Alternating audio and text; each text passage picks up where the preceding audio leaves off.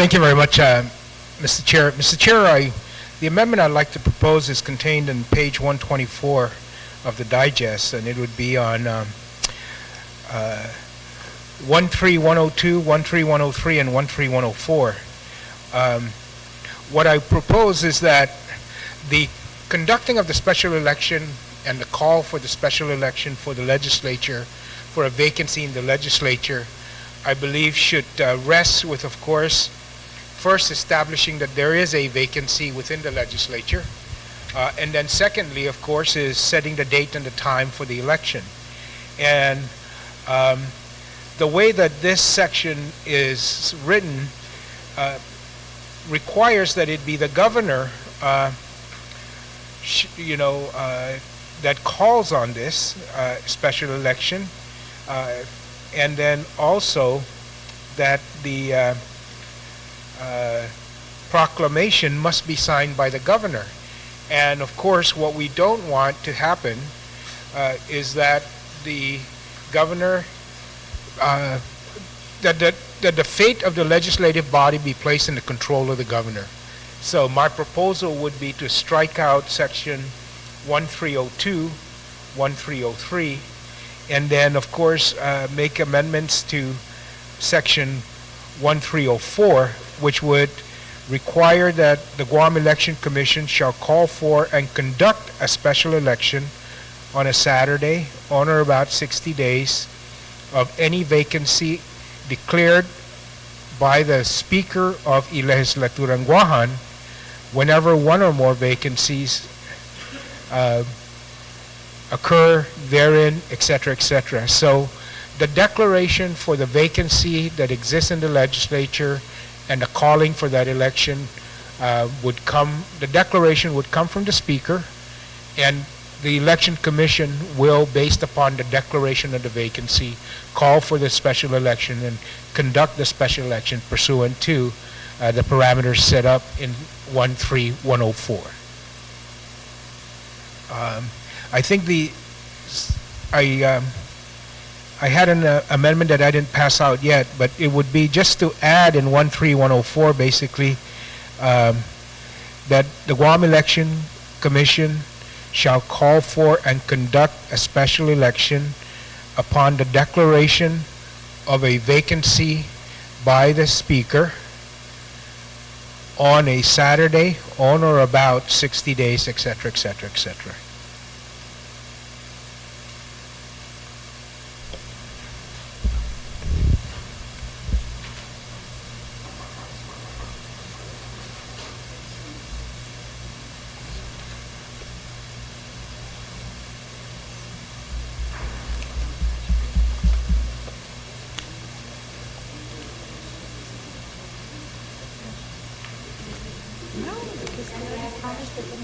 Yes. Okay.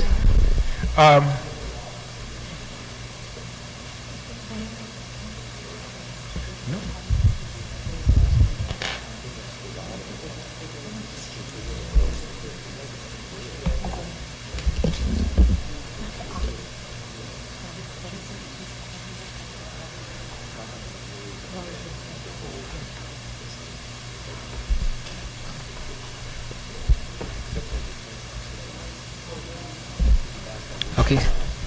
Speaker, there's a question. Would you yield to a question?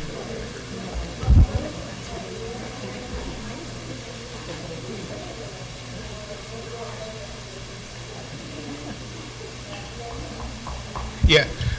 If I could, upon consultation, I wanted to maybe just amend my motion that my amendment. It would just to add and conduct a special election and not require the declaration by the Speaker. Okay, so it would be shall call for and conduct a special election. And then in 13103, I would strike out that paragraph and add the sentence, vacancies in the Guam Legislature may be recognized by the Guam Election Commission if not in conflict with any resolution by the Guam Legislature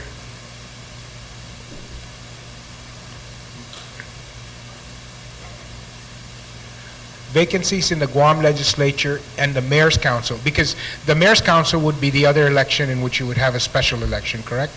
If there's a vacancy? Oh, it's an appointment by the governor. Okay. So, yeah. So the amendment to 13103 would read, vacancies in the Guam Legislature may be recognized by the Guam Election Commission if not in conflict with any resolution by the Guam Legislature. And then 13104 would say the Guam Election Commission shall call for and conduct a special election on a Saturday on or about. Okay, Speaker, can we first dispose of 13103 first? Okay. Okay. Well, 13102 would be to just strike that entire section Strike, out. okay. So, 13102. So on that would be my first, first motion. on that first motion, to strike 13102, That's easy, no? no objections, motion carries.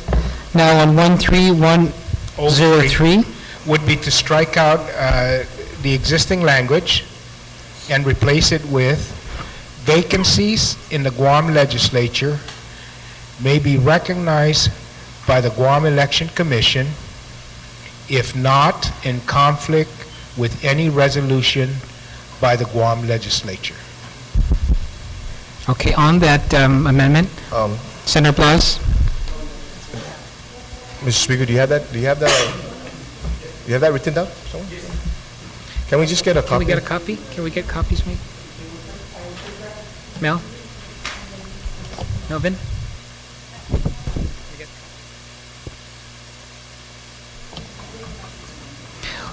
Copies. We'll take a short break until they get copies.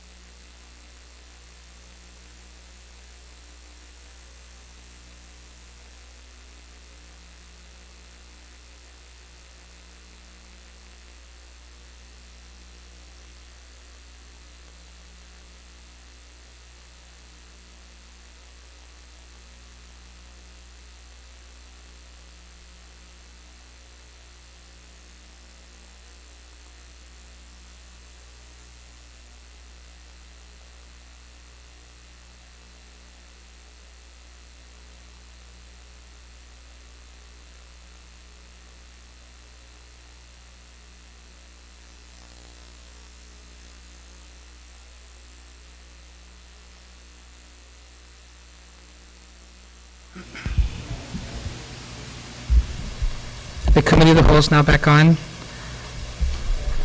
We have the Pangilinan amendment in front of us. We've already disposed of the first, which was to delete in its entirety section 13102. We're now on section 13103. Speaker? Yes. Thank you, Mr. Chairman. Mr. Chairman, once again, the amendment would be to strike out the existing language and replace with the language as I read, where vacancies in the Guam Legislature may be recognized by the Guam Election Commission if not in conflict with any resolution by the Guam Legislature. And the reason why we put if not in conflict is because, you know, there may be what constitutes a vacancy, you know, and so the legislature, it may not be just somebody that passes away while in office, when obviously there is a vacancy, but it may be incapacity to serve and so forth. And the legislature may, in those situations or pursuant to standing rules, define that those are not vacancies, but there may be debate among the members that yes, it is, and so forth. And so we don't want for those uncertain resolution issues to be an automatic call by the Election Commission. So this would allow then the commission to recognize just based when somebody is not there and pursuant to the vacancy that may be established by the standing rules. So we assume that if there's a debate, then there'll be some action by the legislative body which declares it vacant or not vacant when it's questionable, and the Election Commission can't act contrary to what the body decides on that in that kind of situation. And so that's why I put that in there to allow the body to make that decision when there may be questioned on whether or not it's truly vacant. Thank you, Speaker Ben. On the amendment on 13103, any discussion? Yes, please. Speaker, I guess what I'm trying to reconcile is may be recognized by the commission. So is it the intent that the board would take a vote? See, and the problem we could run into, and I know it's happened before, is that the division goes down party lines and we can't come to a decision. I think that in the past there was a vacancy, but we didn't recognize the vacancy until the speaker had sent something over. So is there a mechanism for the speaker in another section, in another code? No, and again, what the reason why we didn't leave, I thought about that, but what if the speaker doesn't want to send the letter over? And then that brings us back to the problem, what if the board is in a dilemma where there's not enough votes to call for that or recognize that? Well, again, I think that would be when it's questionable on whether or not, that it is a vacancy, because incapacitated, inability to serve, those are areas where it may be gray in terms of whether the seat's vacant or not, and it would be the body then that must pass something to give guidance to the commission on whether or not that's a vacancy or not. So if the body's debating on it in that kind of issue, then you can't call one. Right, until the body decides what to do in this hall, and then that gives guidance to the commission. But if it's, let's say somebody passes away, and because, the speaker may decide, I don't want to send a letter declaring a vacancy, but obviously there's a vacancy because the guy's never going to show back up to work, and there's more than 8 months left. The commission then at that time can call for the election because it's very clear cut that a vacancy exists. But when it's not clear cut and the body's debating on it, you will rely on the action that the body takes, and that's why I said, in the absence of a resolution that debates that issue, only then when it appears clear cut will the commission call for the special election. As legal counsel for the commission, I would ask that the body define what a vacancy is. I mean, it may be obvious that a dead person is a vacancy, but that should be clearly stated. It shouldn't be left up to the discretion of the commission to determine whether it's a vacancy or not. Otherwise, and I understand, I guess the only other thing I would, I don't know if it would work, would be is to say vacancies in the Guam Legislature shall be recognized by the Guam Election Commission upon receipt of a resolution duly adopted by the Guam Legislature. Now, if there's still a problem about whether or not you could get that resolution, then I think we need a definition that says if these things happen, that is a vacancy. Well, we Because have the Organic Act says it's the legislature that determines its vacancies Right. and how to fill them. And we have that in our standing rules, but there's still some gray areas that I think we haven't resolved and fully defined in terms of that vacancy. So, But I guess that's what I'm saying, the obvious ones like Yeah, death or right. a court determined case. court determined of incapacity, right, okay. Keep my bosses here out of court. I understand, and that's why I tried, absent doing that right now, I tried to leave that issue of, that the body will be debating those questions, I think, when there is no consensus that a vacancy exists, the body will be debating that, and when you actively see the body debating that, you would not act and call on it, you know what I mean?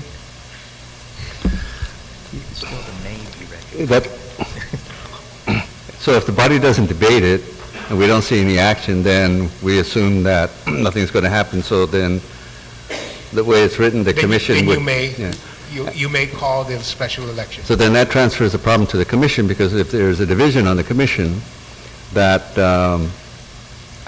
half don't feel that there is a vacancy, and the other half feel there is, and I think we've had that situation in the past, where it dragged on for a couple months. No, I think back then you were waiting for the governor to call it.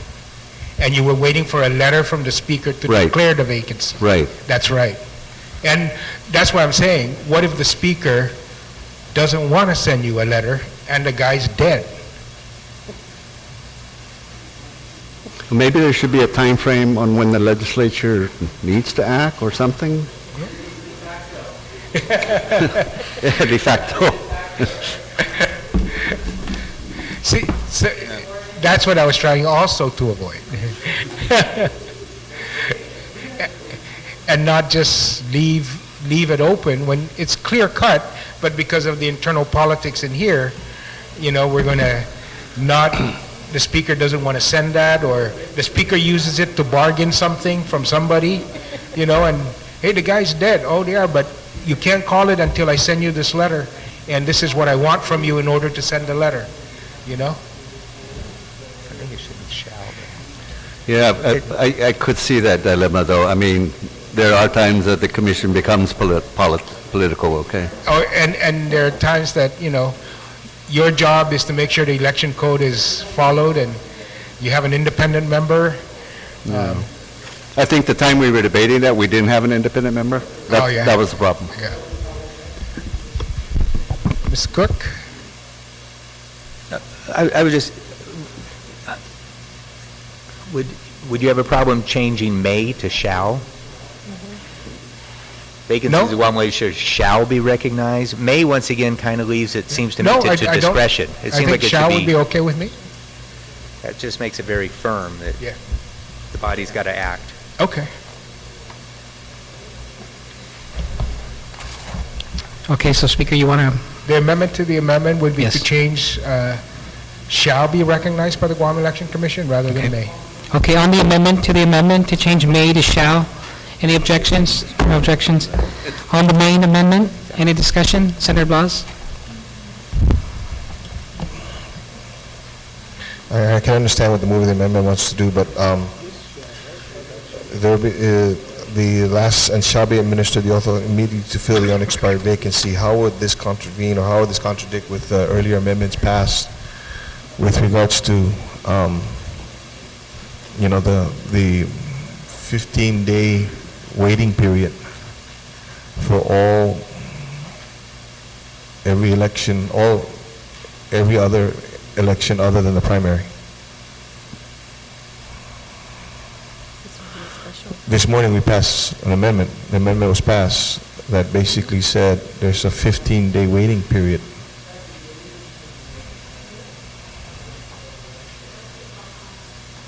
Yeah. That's for certification. The certification. But if you read the language, it said any and all elections other than the primary, Right, a 15-day waiting period, up to 15 days. right. This here says immediately after.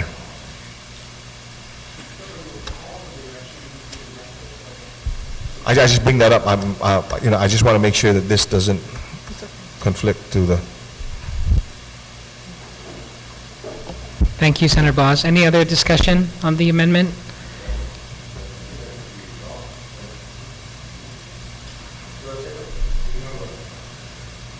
Okay, we'll take a short break.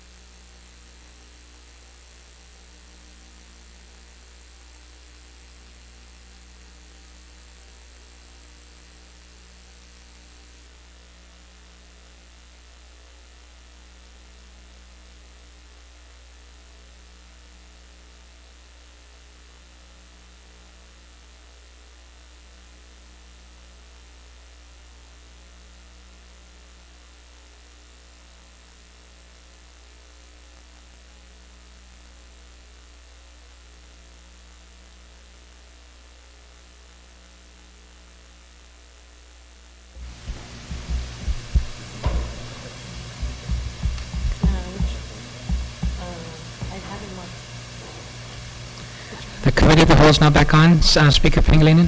Thank you very much, Mr. Chair. Mr. Chair, after consulting with my good colleague and neighbor from Barragata, the concern he had, we agreed would be resolved by striking the word immediately after the word oath of office on the amendment 13104, which I have offered. So that last sentence would read, or the last line, Election Commission as elected and shall be administered the oath of office to fill the unexpired vacancy. Okay, so can we dispose of the First Amendment first?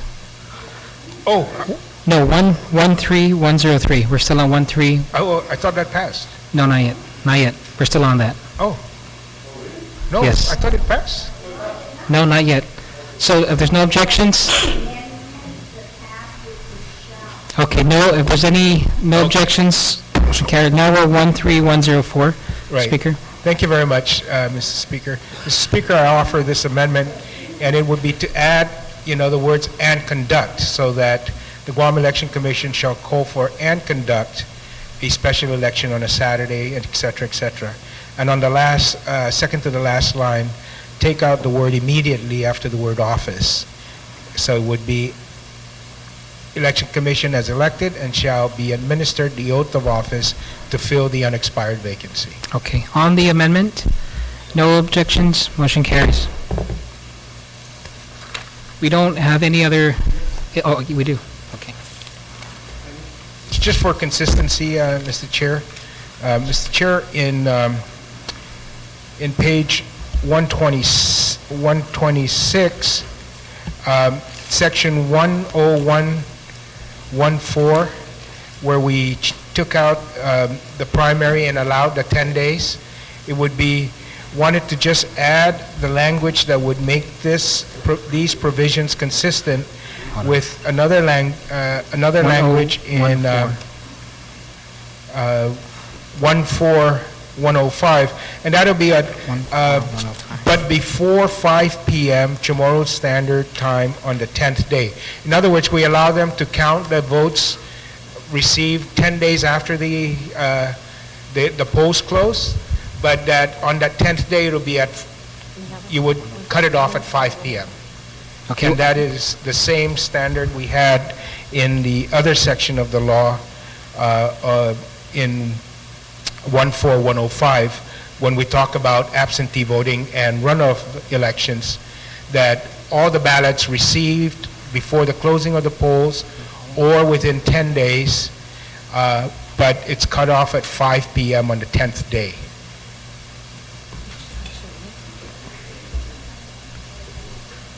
Speaker, so the section we're amending is, can you repeat that, what section? The section would be 10114 on page, 1014. I'm sorry.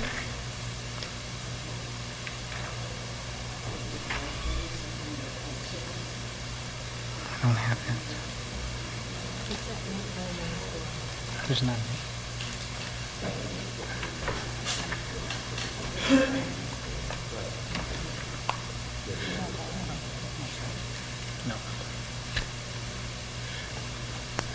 Where it says, and within 10 days after any election, 5 p.m.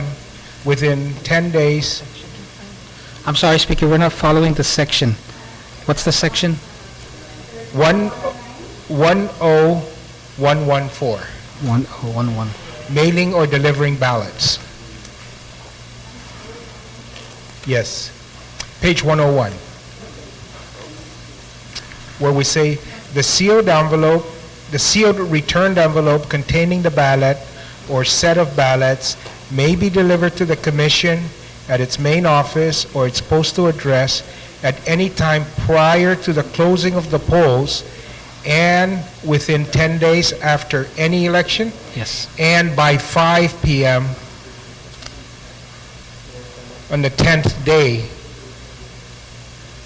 after any election. Okay, does everyone have that amendment now? For section 10114, that's mailing or delivering ballots, that's the title. And after that section, the addition is, and by 5 p.m. on the 10th day after any election. Right. And that would be the same amendment on 10117. Okay, so we'll dispose after any election. Right. On that motion, Yes, 10114. Right. No objections, motion carries. And that Now, would, yes, Speaker. and that would be the same language that would appear on 10117. After the word 10th day? The timeline.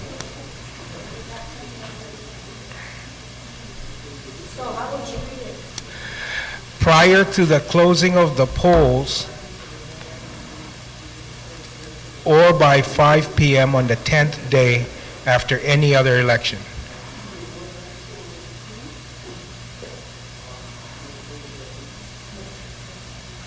So you have, where you have within 10 days, would also be at 5 p.m. on the Okay. 10th day. On that motion, any discussion? No objection, motion carries. And then one final one, Mr. Chair. On 14105, and that can be found on page 30 of the digest. So it's 14105.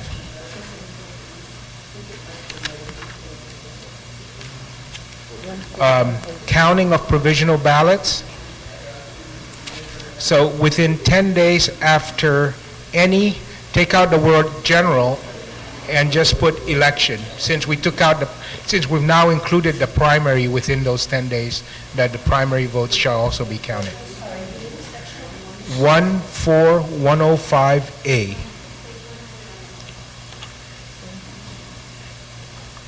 And we're deleting the word general and special. That's correct. And Okay. so it would just be within 10 days after any election, the commission shall count, et cetera, et cetera. Okay, on that amendment, any discussion, any objections? Motion carries. And those conclude my amendments, Mr. Chair. Okay. Thank you very much. Thank you, Speaker Ben. Are there any other amendments? Senator, there's 3 sections.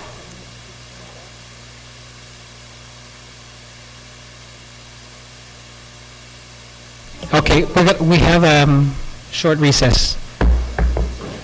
Yeah, we have it.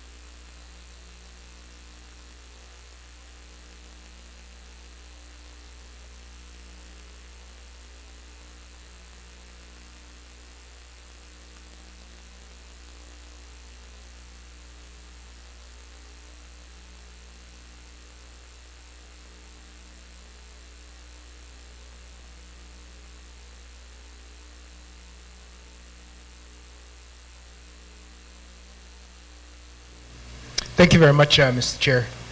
Mr. Chair, when we talked about trying to continually improve the systems and the personnel in terms of training and so forth for the conducting of our elections, we wanted to provide, greater opportunity to the commission to bring in these workers, offer proper training, and work with them, prior to the election itself. And what I wanted to do was offer an amendment that on section 4103, under the appointment of the precinct boards, the current language reads, "The commission shall, not less than 60 days prior to any election." And what I am offering is to amend that to read, "The commission shall, not more than 90 days prior to any election." So we actually kind of give them an opportunity for an extra 30 days to bring in these precinct workers, train them, and facilitate, the election process, do maybe a couple of dry runs or whatever, but just give them that extra time to work with the precinct board. 4103. And so it would, rather than read not less than 60 days, it would read not more than 90 days. Okay, thank you, Speaker Ben. On the motion, are there any discussions? No, section 4102. 4103. I'm sorry, 4103.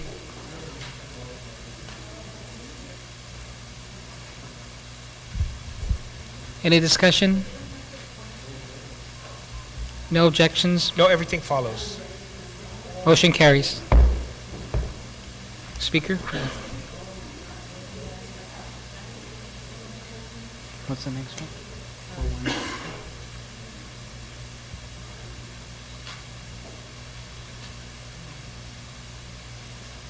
So,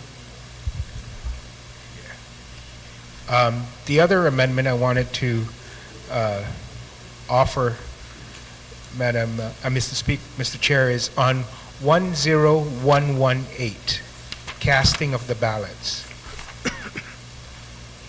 It's called casting ballots, 10118. And this is how the absentee ballot is handled once it's at the precinct level and it's in the hands of the precinct board and the count. So here it reads, "At any time between the opening and closing of the polls on election day, the precinct board shall open the outer or carrier envelope and the return envelope, announce the voter's name and compare the signature between that shown upon the application and the signature upon the affidavit." I wanted to move the section of that sentence that reads, "Announce the absentee voter's name and compare the signature between that shown upon the application and the signature upon the affidavit." Move that in front of "shall open the outer carrier." What we want to do is, the process is, you get the envelope, you announce the name to show if there's a challenge to that absentee voter. And that's the way you do it for the regular voters. So you announce the name, and then you give him a ballot. So in this case, though, they're opening up these ballots of the absentee ballots before allowing anybody there to challenge that voter or that absentee ballot. So what we wanted to do was move the announcement of the name. It's in the outer portion of the envelope on the affidavit. Announce the name, compare the signature, and then when there's no challenge, then they shall open it and then dispose of the ballot. So it just allows the process to ensure that somebody can challenge that vote, just as somebody who shows out at the polls can be challenged before they're given a ballot. So. Okay, thank you. On that motion, are there any discussions? Any objections? No objections? Motion carries. Thank you. And the other section I wanted to offer is 10116, manner of preserving ballot and application. The way that this section is written, really, Mr. Chair, is contained on the above category, which was really renumbered. And so the envelope and the ballot is, and the application is not sealed at the precinct level, it's sealed at the commission level. And so this is contained in the section above it. And so I would move to just delete this section, because this function is done by the election commission and not the precinct board. So we're deleting section 10116 in its entirety. That's correct. And then you would then renumber all following sections. Okay, on the motion, are there any objections? There being none, motion carries. Thank you, and that truly concludes my amendment. Great, thank you very much, Speaker Ben. Now we've disposed of all all amendments, and so we're on the main motion. I recognize Speaker Wanpan.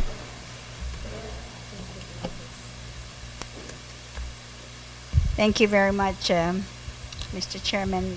This has been a long week, going through, of course,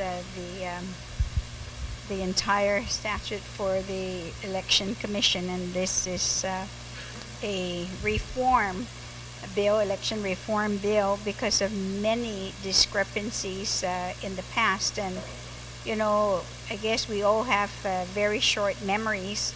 I guess the saying is true, because we think that maybe the only discrepancies that you know we can think of is the most recent, which is 2008, maybe 2010.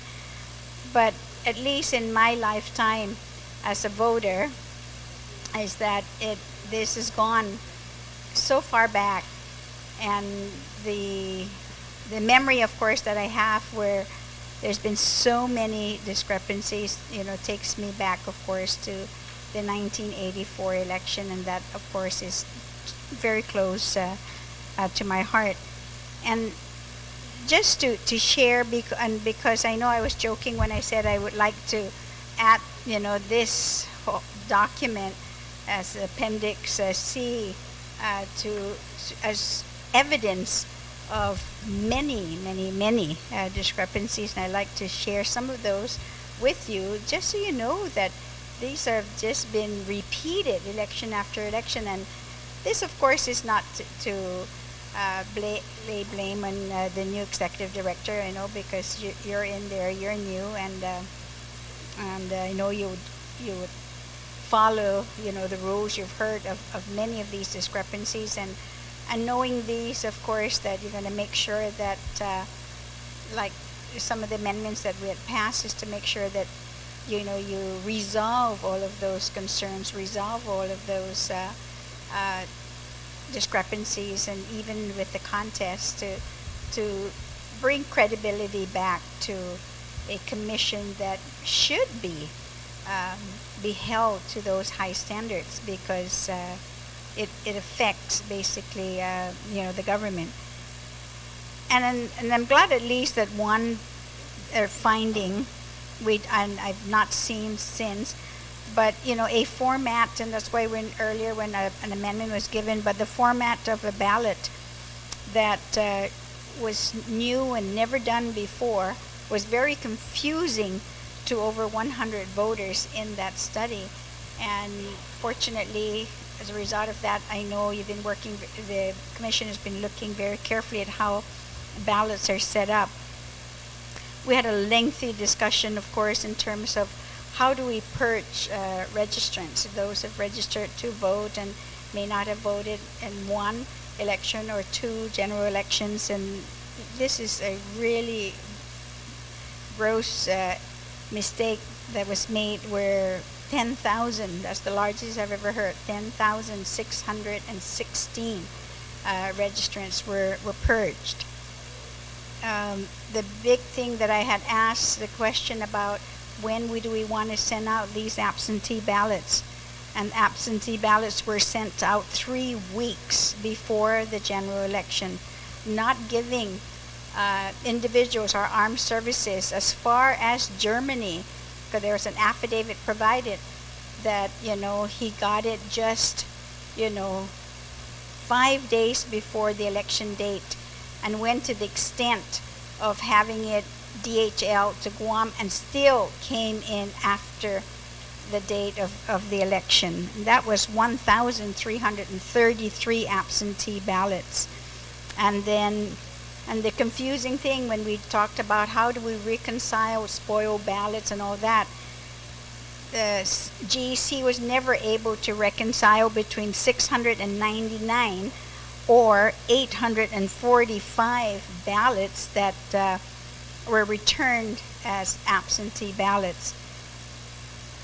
And, the decision to hold back all of these ballots and send them out in bulk 3 weeks before the election, because whether they're stamps or for whatever the reasons are unconscionable.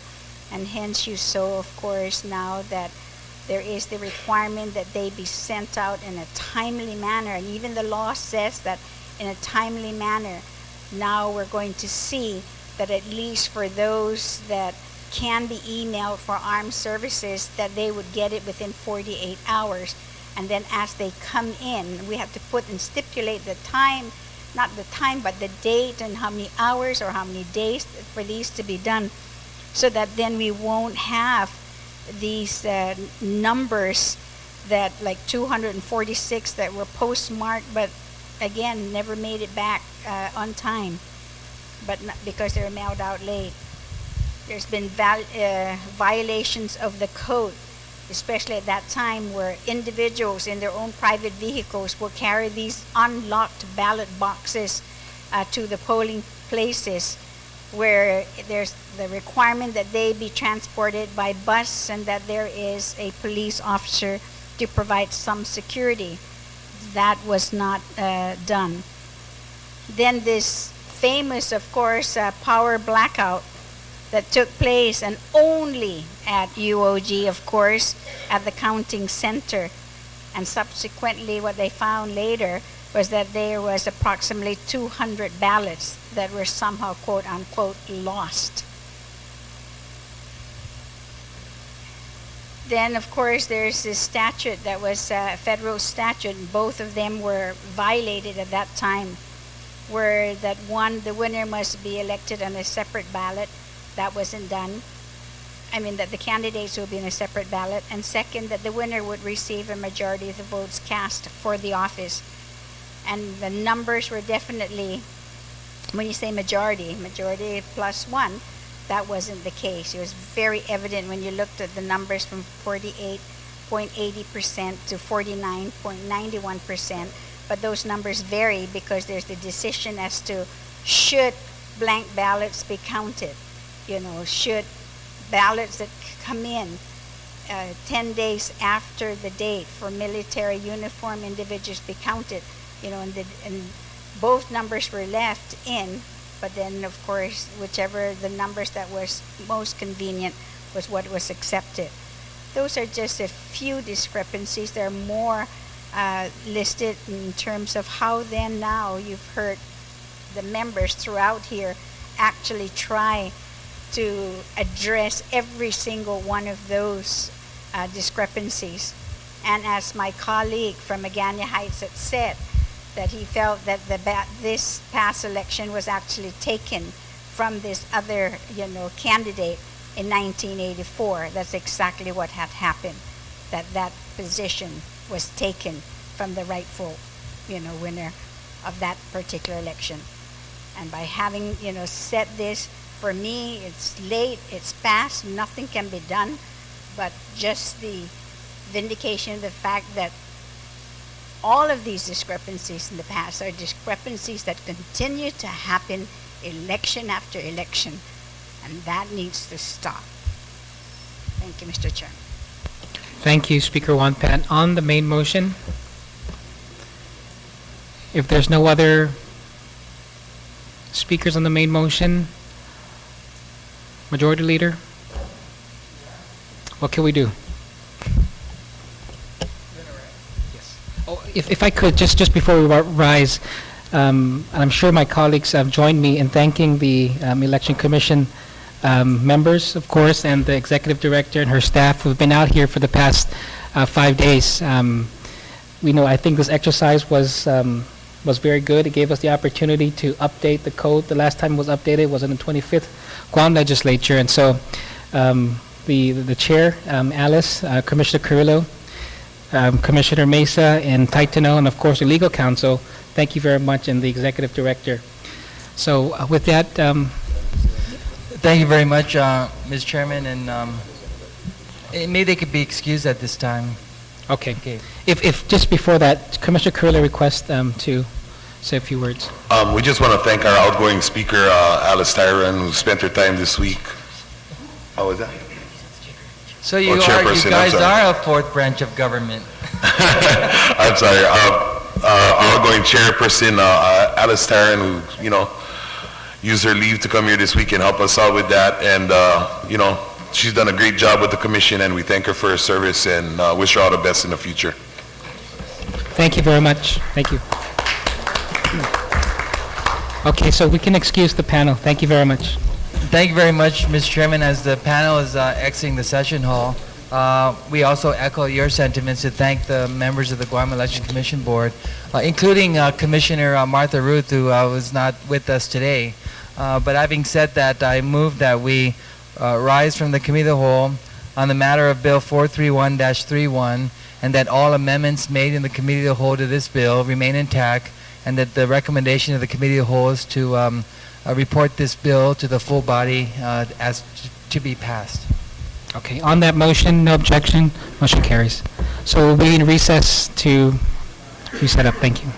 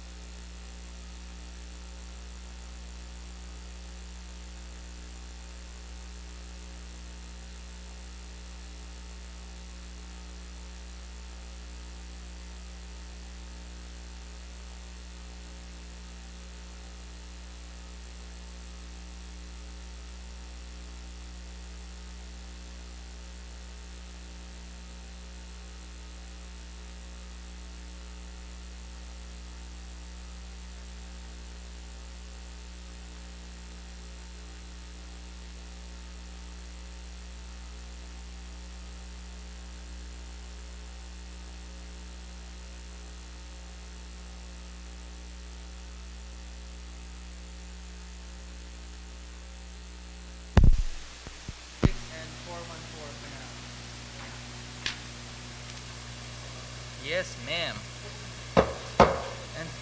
But we just leave that on Monday, we can reorder the other bill. The legislature is back in session. I recognize the majority leader. Oh. Thank you, Madam Speaker.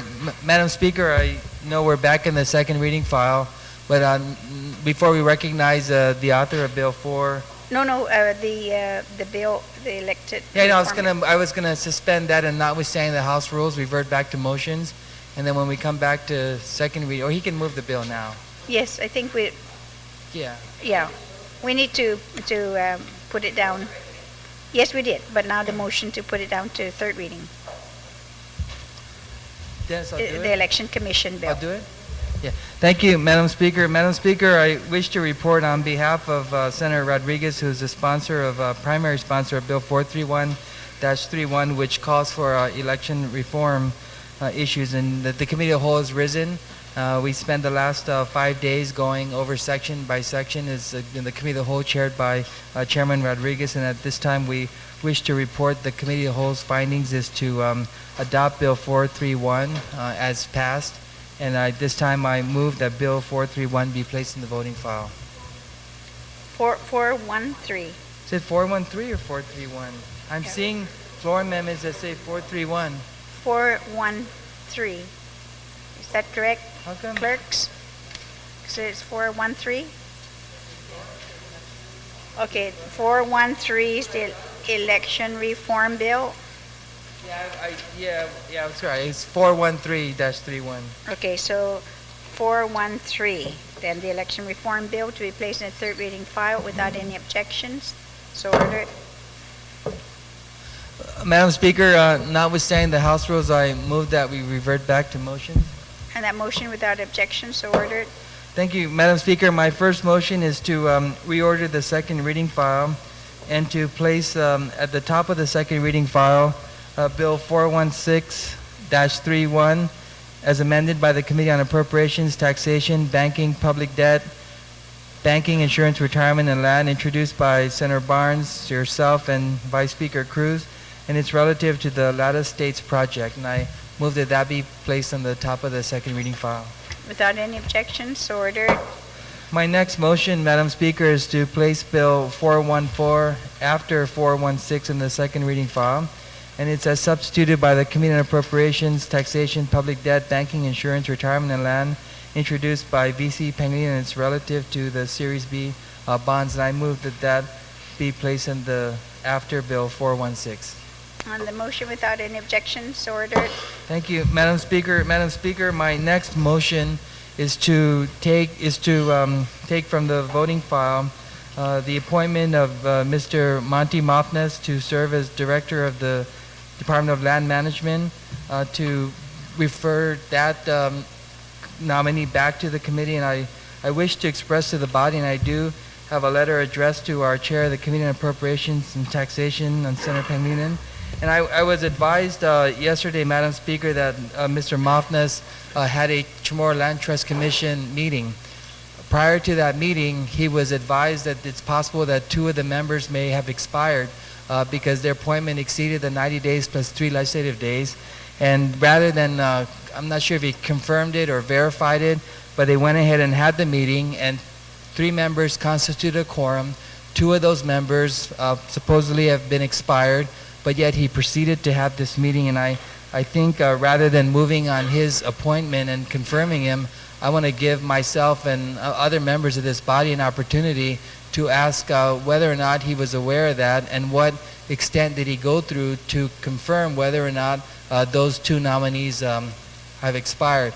The Chairman of Oversight, his staff, my staff, and I believe that the nominees have expired, and I think as a legislature and yourself as its leader, who wants to make sure that we're separate but co-equal branch of government, cannot be a party to anything that circumvents the advice and consent process. And so I hope our colleagues will support my motion to refer him back to committee. So the motion then to revert back the appointment of Mr. Monty Mesa to Monty the Mofnes. committee. Oh, Monty Mofnes. Yeah, Mofnes, yeah. Back to the committee.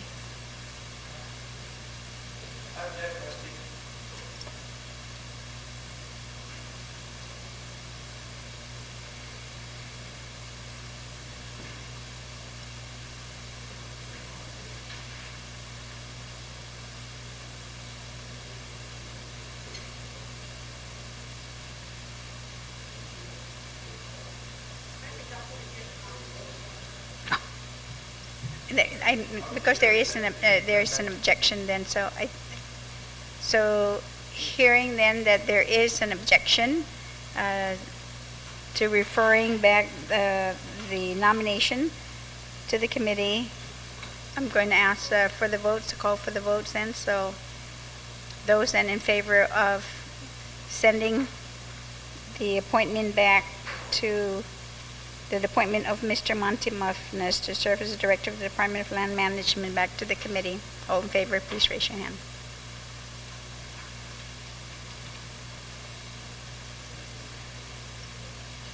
Motion carries. Thank you, Madam Speaker. I have no further motions at this time, but I will provide the chairman of our Appropriations Committee and Land with a copy of the letter that I just sent to his office. So we are now able to go to the second reading file. Thank you. So we are in the second reading file. First bill then is Bill number 416-31 COR, and I recognize the author, Senator Tina Rose Mooney Barnes. Sidus Masi, Madam Speaker. Madam Speaker, I move that Bill 416-31 as amended by the Committee on Appropriation, Taxation, Public Debt, Banking, Insurance, Retirement, and Land, as introduced by myself, yourself, Madam Speaker, and Vice Speaker Cruz, to the third reading. And if I could just, I promise it would be briefly discuss this issue. You may proceed. Thank you, Madam Speaker. Madam Speaker, this Bill 416-31 is an act to approve and ratify the transfer of certain property relative to the Latta Estates project by the Guam Housing Corporation for the purpose of developing an affordable housing for our people of Guam. And Madam Speaker, for those who are listening, this Latta housing project, affordable housing project, has been in the government of Guam books for, I want to say, at least 23 years ago, when it was first initiated through Public Law 20-225. And when that bill was first done, there was an aggressive move to provide housing assistance, affordable houses to our families here on Guam. Almost 23 years later, Madam Speaker, we're still here. This Latta housing project was finally ended up being a two-part or two-phase project. Phase one would work with the infrastructure, building of the infrastructure, and phase two will be the actual building of the houses and the selling of the houses to our community residents, then paying back the developer for working on the infrastructure. But because of unforeseen circumstances and the market not being so strong back then, the government has tried on many attempts to move forward with this project, but to no avail. And most recently, Madam Speaker, they're based on what was done in phase one. There was a suit that was entered into the Superior Court. In that suit, after many deliberations and after, working with the stakeholders, finally in January of 2012, there was a settlement agreement. And the settlement agreement was signed by all the parties, which was Guam Housing Corporation, MIDA Corp., working with the impetus of all the legislations that were to be put in place. Also set in this court order, this settlement agreement between the parties, Madam Speaker, was a need to bring this case back to the legislature in order for anybody to move forward and proceed in building these affordable housing, that this may have to be ratified by this body. This is the most important ingredient so that we could be able to give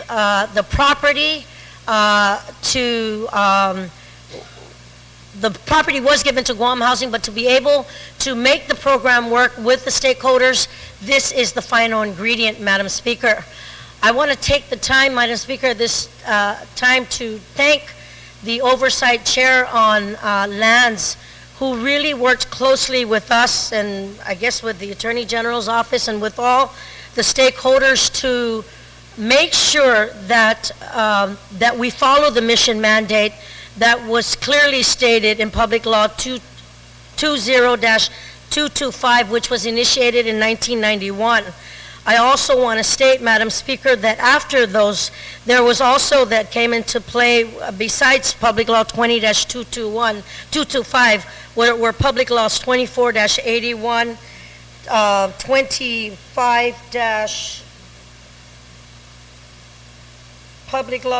25-116, and also Public Law -3172. So as you know, Madam Speaker, this legislature has had a lot of history on moving this project forward, and I only ask that my colleagues help support this issue. I said I was going to be brief because we have attached all the documentation and all the agreements and all the exhibits from the first legislation to the grant deed, to the settlement agreement, to the warranties. Madam Speaker, they're all submitted with this amended bill, and I'm hoping that I get a favorable response so that we can truly follow through on the government's intent to provide affordable housings to our families.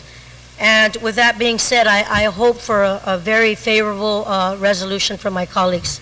Sana Mausi. You're welcome, Senator. On the motion, any speakers? Speaker Pangilinan, you're recognized. Thank you, and Sijusmasi, Madam Speaker. Madam Speaker, I rise in support of the amended Bill 416. This is a project that was conceived to benefit members of our community who needed affordable housing. It was really a very good concept when it was originally born over 20 years ago. However, the way some things were structured and the way some things turned out with regards to the structure on the financing side prevented the project from moving forward due to the changing conditions of the financing program. When it was first conceived, it was to ensure that we had approximately 300 homes, almost 400 homes, duplex, quadruplexes, and single-family homes that would allow families initially to even go into the houses on a rent-to-own basis to get some bridge financing to clear their record with regards to consumer debt that would have prevented them from qualifying immediately at that time for mortgages. And so this was a program that was allowed by HUD. It was part of the structure and the plan that was put into place. And so we moved forward by building the infrastructure, the roads, the sewer, the lights, and the streets, and of course the sidewalks.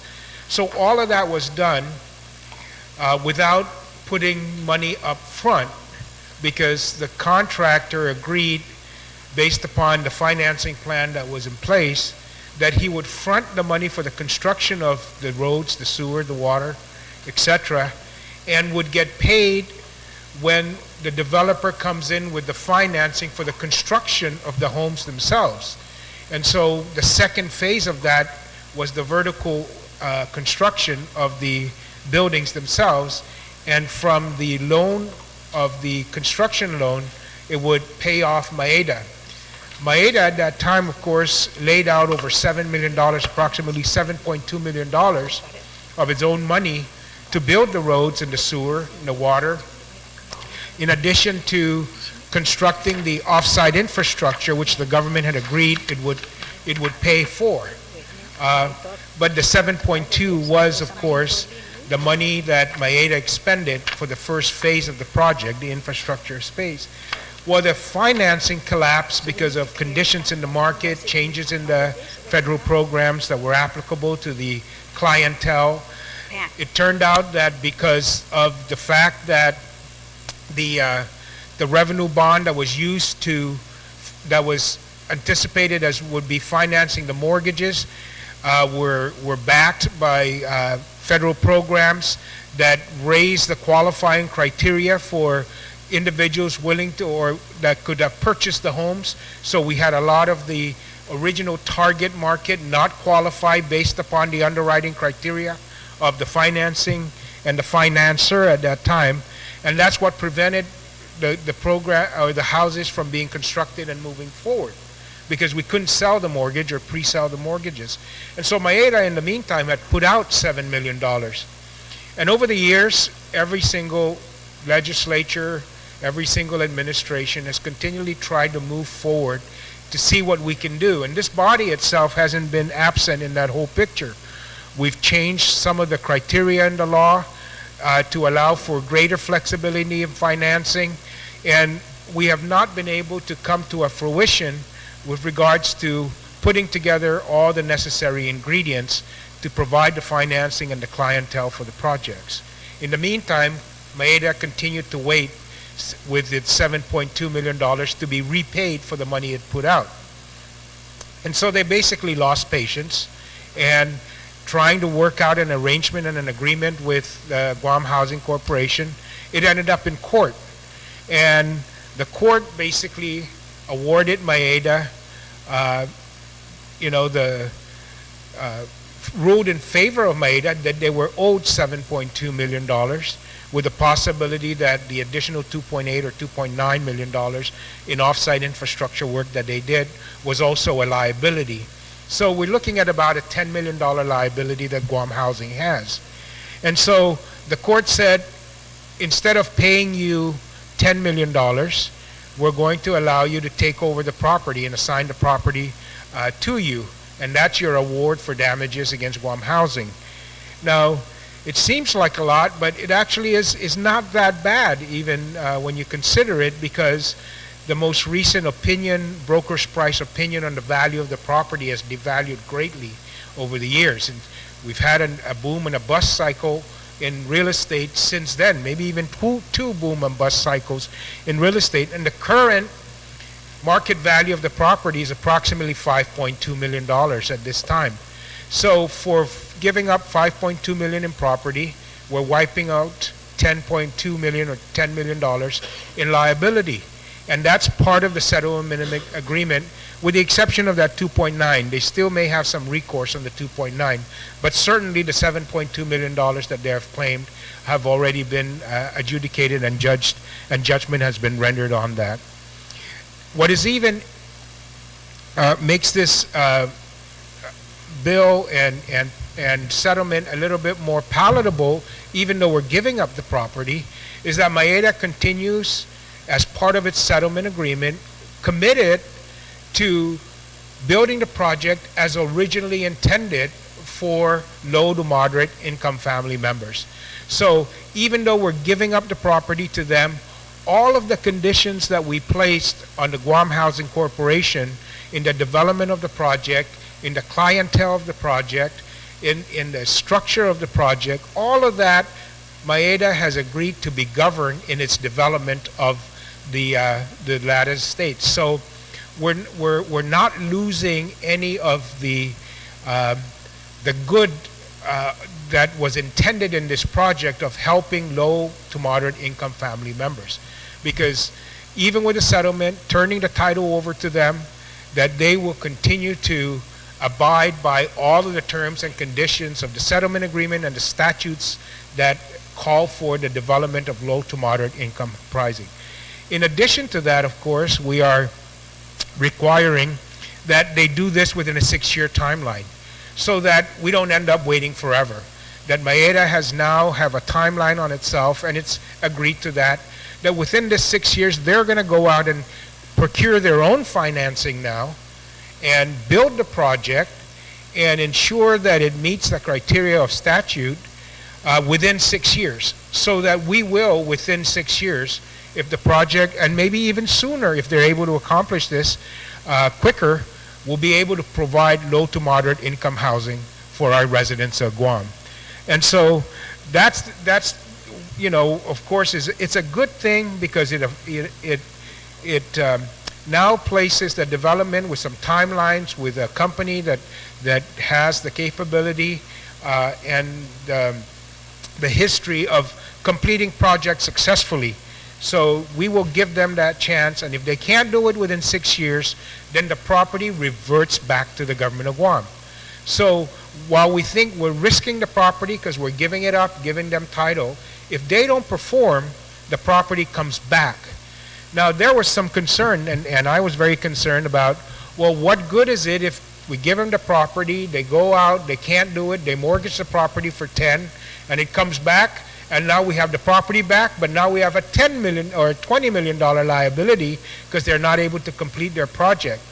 Well, one of the additions that we made in the settlement agreement, which Maeda once again has agreed to, is that when they go out, when they procure their financing, when they do their construction contract, that they will put terms and conditions upon themselves in those private transactions that will protect the interests of the government to ensure that the projects are done, and that if they should come back, there's enough conditions placed upon the construction contracts and so forth that will allow the project to be completed even should Maeda not be able to complete it itself, because we are requiring that there be performance and payment bonds in the construction contract. There's indemnity, there's builder's risk insurance, we require progress reports, we require compliance with Guam labor regulations, we require liquidated damages if the project does not proceed according to the time frame, and we require warranties on the construction and so forth. So these are additional safeguards that the legislature and the committee and the authors in Guam Housing and Maeda have agreed to impose over and above what they agreed to in the settlement agreement with the court that we're approving. So we are building even more protection on the government's interest should that property come back to the government if Maeda's not able to complete it within 6 years. In addition, we're requiring Guam Housing to continue to work with Maeda, monitor the progress, and so forth. We're requiring that the AG, once Maeda begins the financing and enters into these contracts, that they review those contracts and they attest that those contracts indeed provides for the warranties, the liquidated damages, the indemnity, the builder's risk insurance, the performance and payment bonds. So all of those we require the AG to look at, ensure they're part of the contract that would, in any case Maeda is not able to perform, the bond gets called and a different contractor comes in with the bond insurance that would then pay to complete the projects. So this is something that I think is what we wanted, what we were concerned about. Maeda has agreed to this, and I think that with this additional protection, I believe that we should proceed with the settlement agreement that was struck in court and the award given to Maeda. We should proceed with giving them the opportunity to go out and build these affordable homes for our people, and we have the protection of the timeline that they can't just do it over 20 years. They got to do it within 6, and if they don't do it, we have enough guarantee in the bonds and the performance and the builder's risks insurance that we can have somebody else step in their shoes and complete the project. So given all of these things that have occurred in terms of the working with all of the interested parties, I would certainly ask my colleagues to give this bill their favorable consideration. Thank you, and Sidusmasi, Madam Speaker. Very welcome. On the motion, recognize the Majority Leader. Thank you very much, Madam Speaker. Madam Speaker, I rise in support of the bill, and certainly the much credit goes to the sponsor and co-sponsor of the bill, as well as the Committee of Oversight that worked very hard to ensure that whatever this legislature passes conforms to the court order and settles a very long-standing issue where the government of Guam obviously doesn't have the $10.5 million cash to pay for what it's obligated to pay for, but instead they found another way. I'm concerned about Section 6, Madam Speaker, where we want to make sure that the Attorney General certifies that this new contract has everything that's found in page 4, lines 8 through 17 rather, 9 items where this new contract has to contain. If you follow me for a second in the language, and I just spoke with counsel, it says on page 5, it says line 13, within 10 calendar days of the execution of the contract as required by Section 2 of this Act, the developer shall transmit or cause to be transmitted said contract to the Speaker. So then they have this new contract based on this bill as amended. You would get a copy, Madam Speaker. The attorney will get a copy of the contract, and the Executive Director of Guam Housing gets a contract. But where I ask for assistance from the body is it says here the Attorney General shall attest that the construction contract as required in Section 2 conforms with all of the requirements enumerated with this section. And if you follow how Section 6 is structured, they're supposed to come up with this new contract within 10 calendar days, transmit it to you, to Guam Housing, to the Attorney General, and then this part here where after the contract is being routed, now it says that the Attorney General has to attest that the contract conforms with those requirements of Section 2. And it also doesn't say how many days the Attorney General has to act. And what if these contracts are being routed and somebody takes a look at this and says, oh, well, wait a minute, the Attorney General has not attested that this contract conforms to these requirements of this new act. What happens from there? For the record, I know how the Attorney General feels about this bill. They're not a big fan of this bill, I believe, and they want to make sure that the new contract is better than the old contract, and the old contract is reflective in the original bill versus the new contract is in this amended bill. I'm proposing then, with our council's help, to say the Attorney General shall attest within 10 calendar days of the execution of the contract as required by Section 2 of this Act. The developer shall then transmit or cause to be transmitted. So we say exactly what we mean, what we want them to do. What we want them to do in this instance, we want the Attorney General to get a copy of the contract, review it, Madam Speaker, make sure it conforms to those requirements in Section 2, and then within 10 calendar days of receiving the contract, so the AG is not permitted by the statute to sit on this new contract, because we all understand we're under time limits here. So within 10 calendar days, the AG will attest that the contract conforms, and then after the AG attests, it'll be routed. But if I can generate a little bit more discussion, in that particular situation, Madam Speaker, what do you think might happen if the Attorney General is just obstinate, and even though the parties believe that the contract conforms to the requirements of this law, but they argue that it doesn't? Would then the AG will have the authority to just stop it, and then all of this work to make sure that we don't lose this golden opportunity to provide for affordable housing units, such as what our oversight chair of both affordable housing and land are trying to accomplish in this measure? So I think our council is thinking about this, and maybe we might just have to take a brief recess. It shouldn't take too long, but if you feel, or the body feels, that it's enough to flip the Section 6, so we tell the AG within 10 calendar days you review it, then you transmit it, but let's have some discussion and find a way to make sure that the AG cannot prevent it from going forward. So I ask for a brief recess. We would take a brief recess.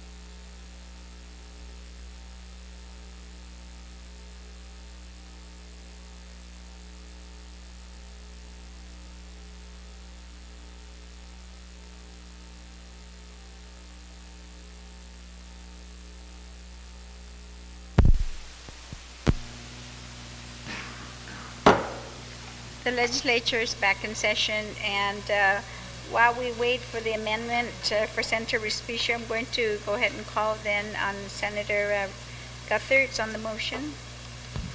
Thank you very much, Madam Speaker. Madam Speaker, I just rise to support the bill. This has been a long time coming.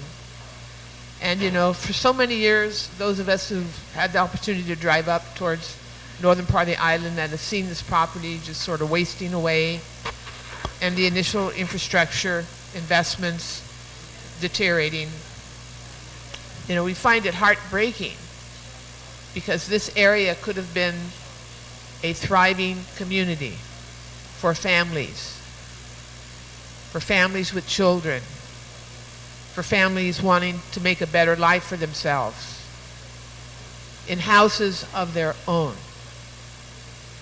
And now with this bill, we have an opportunity to still make that possible.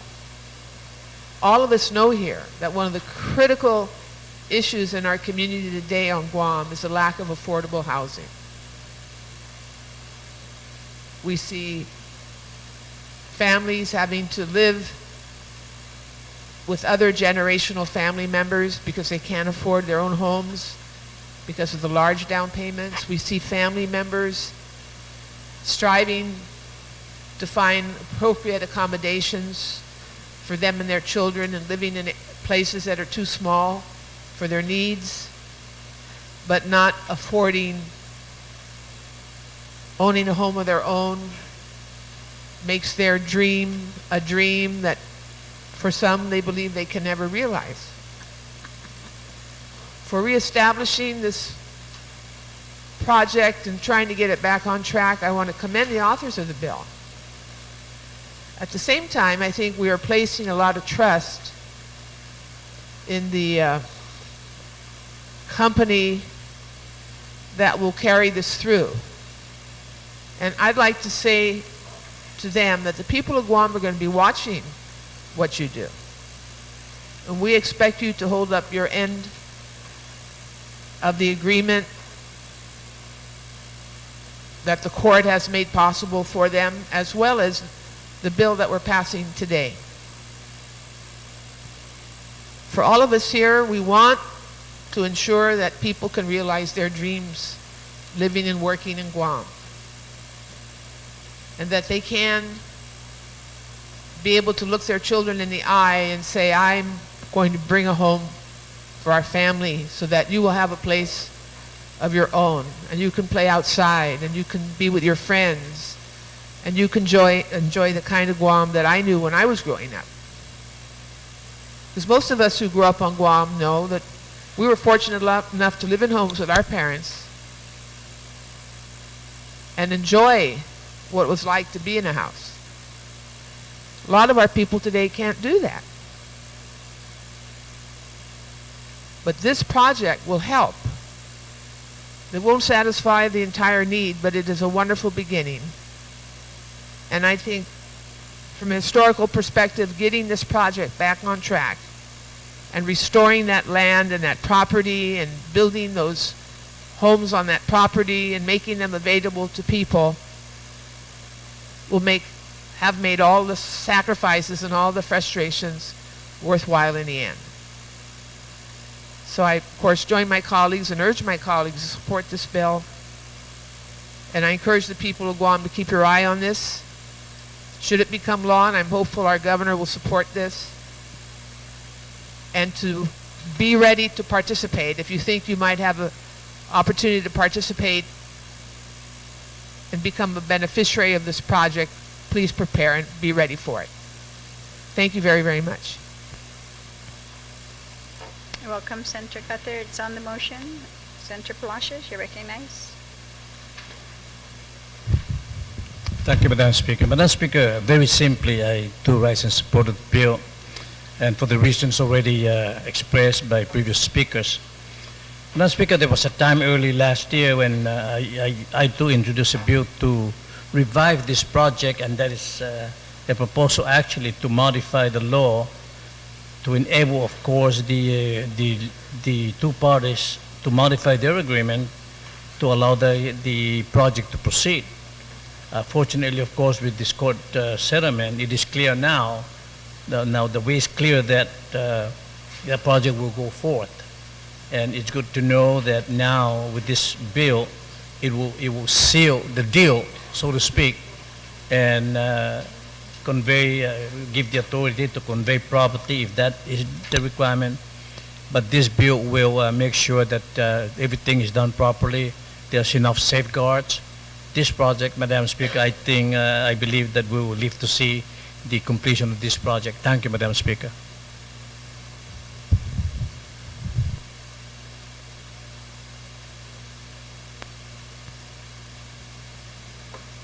Thank you very much, Senator Palacios. Anybody else who would like to speak on the motion? Yes, I know they're going to make the copies.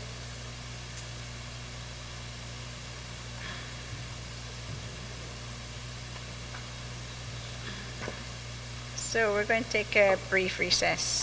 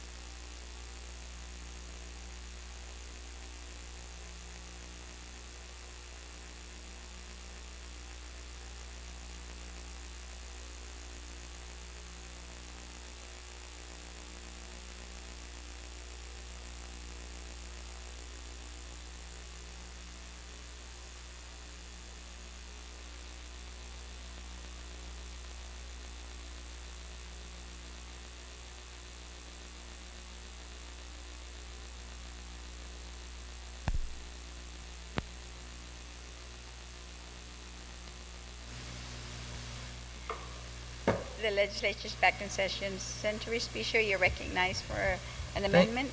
Thank you, Madam Speaker. Madam Speaker, I have an amendment that on line 17, after the word corporation, and I do have this in writing, and the new sentence will read, within 10 days of receipt, and then that section continues, the Attorney General shall attest that the construction contract as required in Section 2 conforms with all the requirements enumerated within this section, and the new language, or it shall inform the legislature of its concerns.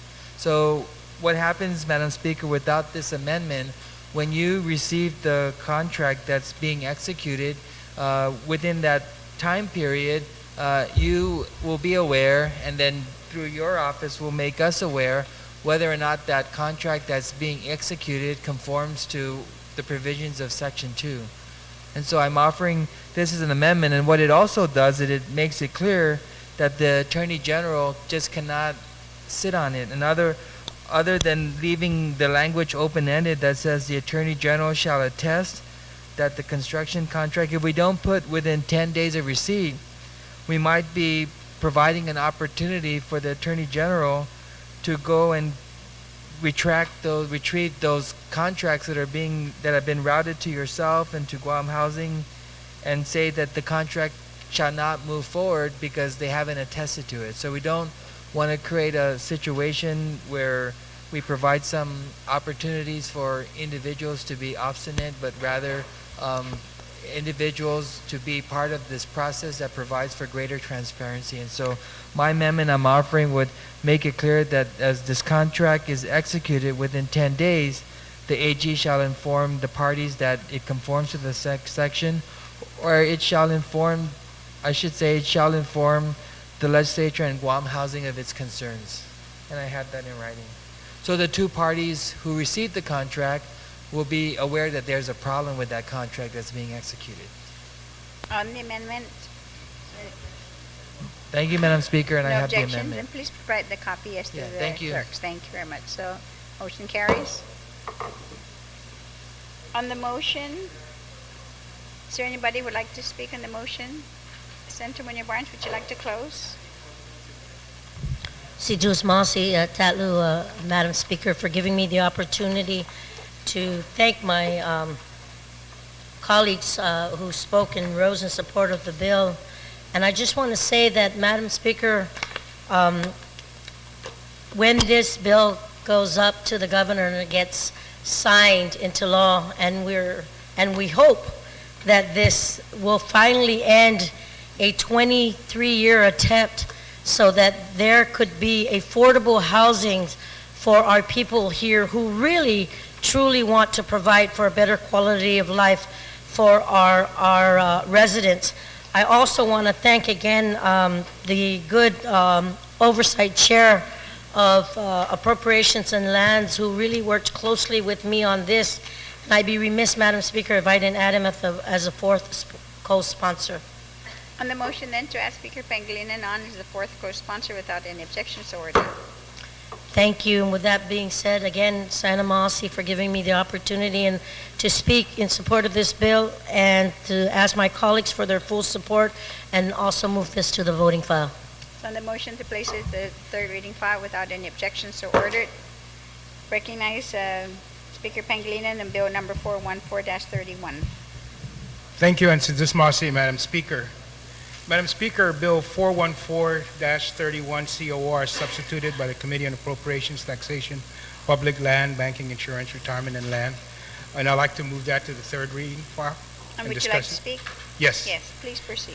Thank you very much, Madam Speaker. Madam Speaker, Bill 414 really accomplishes two things. It resolves the issue of the concern that the body has with regards to providing the resources for what the governor has requested in terms of the authority to move forward on the second series of bonds for income tax refunds, with the proposal by myself actually and some of the members of the body of trying to find also the opportunity to provide resources for school construction. In both bills, the number one concern which the governor has expressed and which we all agree is that we need to raise the debt limit. The debt limit has to increase from its current 90% to 100% in order to borrow more money, the second series of bonds. And so that is contained in this bill in the first section, which is the amendment to the real property provision. So we now go from 90% to 100%. Every member of this body recognizes that and has expressed support for that in order to provide the authority to go out for the second series of bonds. The next portion of the bill would ensure that when we raise the debt limit from 90% to 100% of the value of the property, that the rate of the tax on that property gets reduced to make sure that the net result to the property owner is his taxes remain the same. So we know that taxes are based on a percentage of the property and the improvements, but when you raise it from 90 to 100, if you left the rate the same, you would increase property taxes by 10%. By reducing the rate from 7/72 to 7/80, then your tax rate is equal. And again, every member of this body realizes that in order to raise it to 10%, to allow additional borrowing and not raise the tax on the landowner, that rate has to be changed. And we have verified once again, in the last time we had discussed it, there's some calculation error. We have re-verified this rate to ensure that the result is net zero tax increase. The second section of the bill, of course, is what will the money be used for? In the original bond bill, we allowed for up to $343 million, and then we enumerated what the proceeds of the first bond were. And of course, it was for up to $198 million for tax refunds, and that has already been accomplished and been paid aside. So we ensure that for the first series, up to 198 based upon that, and then all the other purposes. Then we also allowed for the payment of the COLA living. So based upon the total proceeds in the first bond, we were only able to pay the 198 in taxes and the COLA, and then the fees and so forth. So the other authorized expenditures of the bonds, we were not able to satisfy. And that will be satisfied in the second series. The governor, in his testimony on both Bill 414 and 423, which increased the debt limit, wanted to ensure that these other obligations would be paid in his testimony as presented by members of his administration.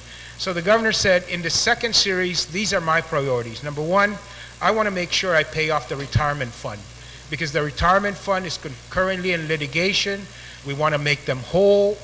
We want to relieve GMH and the Department of Education of that obligation, and we want to stretch out that obligation now in a planned financing through this second bond issue. So for the second series of bonds, we allow the governor that not less than 25 million, which he requested that number also, that be allowed to be used from the proceeds. In addition, in the first series of bonds, we also allowed him to use the proceeds to pay for health insurance should the GWA court settlement not be resolved in time, that he would be allowed to use proceeds of the bond for health insurance. And once again, in the governor's testimony to both Bill 414 and 423, he asked that be the second thing he be authorized to pay for. And so we do in this provide them the authority to use the proceeds of the second bond for the retirement fund and for health insurance should we not resolve that issue. And then we go to what then happens to the remaining balance. The remaining balance of the proceeds then, after paying off these two obligations which the governor wanted, would be then to allow the governor the flexibility and the discretion to either use the proceeds for refunds or for some capital improvement projects. We're not telling the governor that he has to use a certain amount or he has to do one first before the other. We are saying that after he pays off those two obligations, which he wants to do, then he has the flexibility to move the remaining proceeds around and pay off the remaining income tax refund liability. And if he wants to take a little bit and put it to a school project that may be very critical, he can still do that, but it doesn't mandate it him. So the issue of what should the governor do with the remaining proceeds, he can take the entire proceeds and pay off the refunds that he professes he wants to do. This body wants to give him the authority to do and the resources to do so by doing that. So that's the second portion, or that's what's contained in terms of the balance of that proceeds.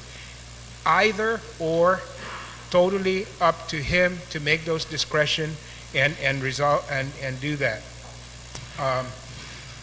The section 3 of the bill would be the amending then what the total amount of this series of bonds.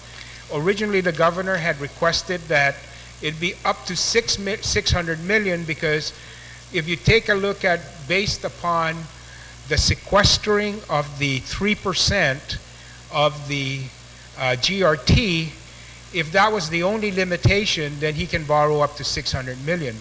But we know that based upon our debt capacity right now, it can only go to 343. He can't take anything above that, because even if the GRT sequestering can afford it, the debt limit can't. We have to go above 100% of the debt limit to allow him to borrow anything above 343. So it just maxes out our capacity, and we change that 600 million to 343, which then says we got to come back, and if we want to borrow more money, then we got to go to 110% of our capacity. But at this time, the governor has asked that it just be increased to 100% of our capacity, and we have given him that authority. And then section 4 is the use of the proceeds of the bonds, and they shall then be used for the refunds, the COLA, et cetera, et cetera. So it reiterates those, and then the proceeds from the sale of the bonds of the second series are then appropriated. So the first one says what they're used for. The second portion says we're appropriating them, and we appropriate them for the purpose of paying the retirement fund, allow him to use it for the health insurance, and then allow the balance to be used for either the refunds or school construction, as the governor may determine, and so forth.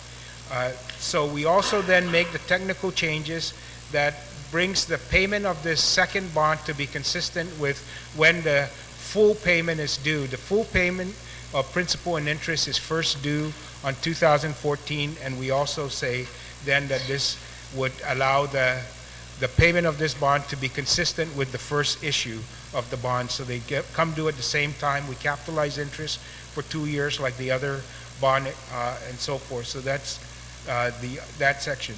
Section 5 is then the proceeds of the bonds. If they're to be used to pay for income tax refunds, then it goes into the income tax refunds account. If it's for use for the design and repair of schools, then it goes into the school construction account at the Department of Education.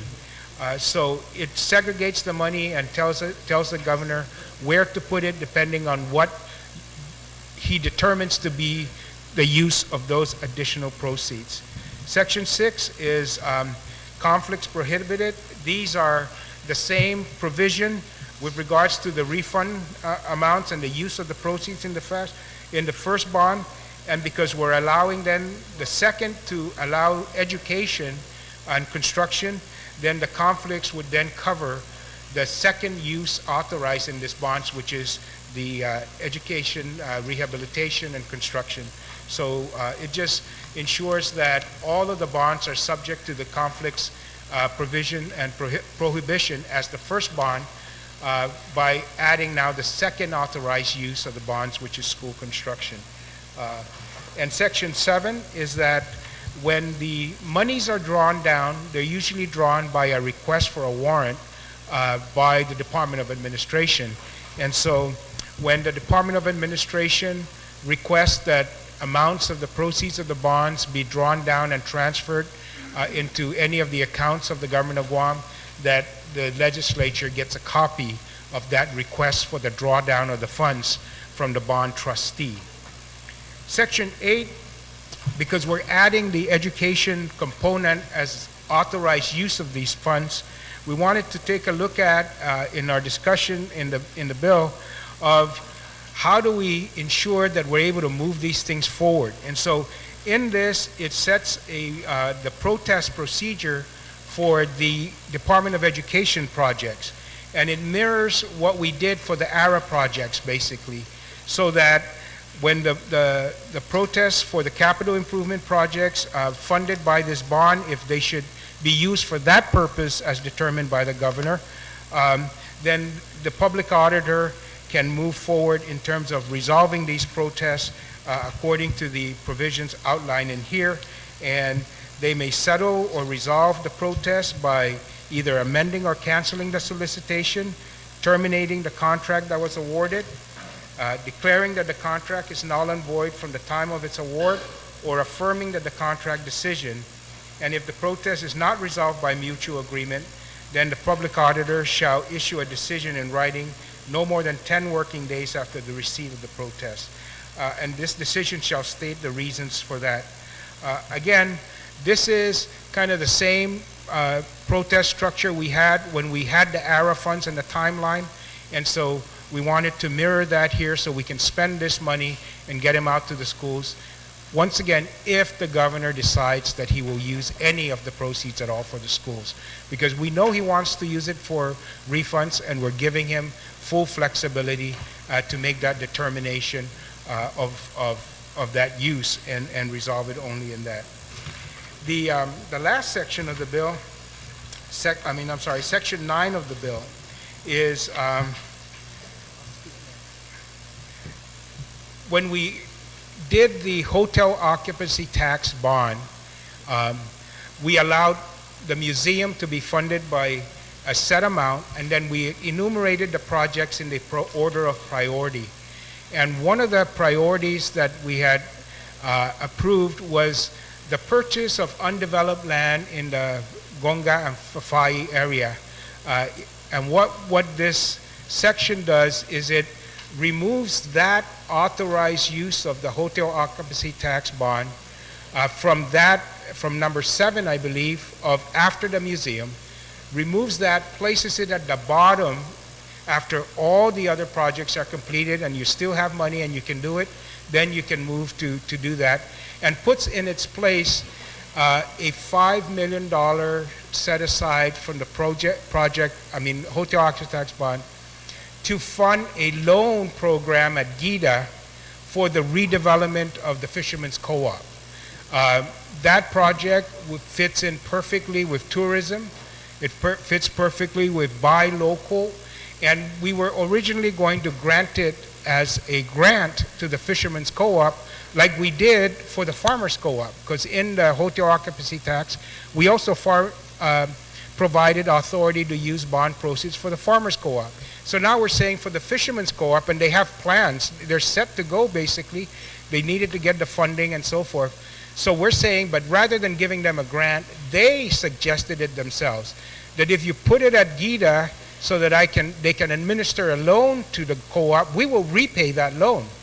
And so we allow now then the portions after all the other projects in like number 6 or 7, that if there's money available, $5 million of that would go to GIDA. They would structure a loan at no more than 4%. That's part of the rate for the farmers and fishermen's program. Put a loan to the Fishermen's Co-op. They repay the loan to GIDA, and it goes back and funds more loans. So it's kind of seed capital, and so the Fishermen's Co-op was very confident that they can repay it, and that they wanted to repay it so that it can be made available as capital to be lent to other farmers and fishermen's co-op pursuant to the existing program at the Guam Economic Development Authority. And so that is what occurs in Section 9. And then Section 10, once again, is then taking that purchase of the beach at Fafaya and Gongay and placing it at the bottom of the list of what is allowed to be used for the proceeds of the hotel occupancy tax bond if there is any money left after completing all the other projects. And so, Madam Speaker, I know that this body and members of this body have focused on the fact that what we want to do is give the governor the authority to go out and secure the second series of bonds to pay for refunds. And when that was discussed, the governor came back and said, yes, I want that, but also first, I want to pay off GMH and I want to pay off allowed to be used for the health insurance should there is shortfall there. And so we've provided that. The governor has total discretion. The addition to this is, of course, that if the governor feels that he may need something, like maybe Antalon, maybe he wants an additional $3 million for Antalon, for example, to totally rehabilitate the schools, because they have about $3 million in ARA for major repairs, but total rehabilitation may need another $3 million. He can take $3 million of this if he wants to and use that for Antalon, but it doesn't require him at all, and it doesn't prioritize it at all. He can still then direct the remaining proceeds to the priorities that he has, which is income tax refunds, and it inhibits him in no way from doing that. So that's what Bill 414 does, Madam Speaker, and I certainly hope that my colleagues will give it some due consideration, and I humbly ask for their support. Thank you very much, Speaker Pangilinan. On the motion, I have the Vice Speaker, then Senator Ada, and then Senator Respicio. Thank you very much, Madam Speaker. I imagine there's always a wet blanket in the at the party, and I hate being that wet blanket today.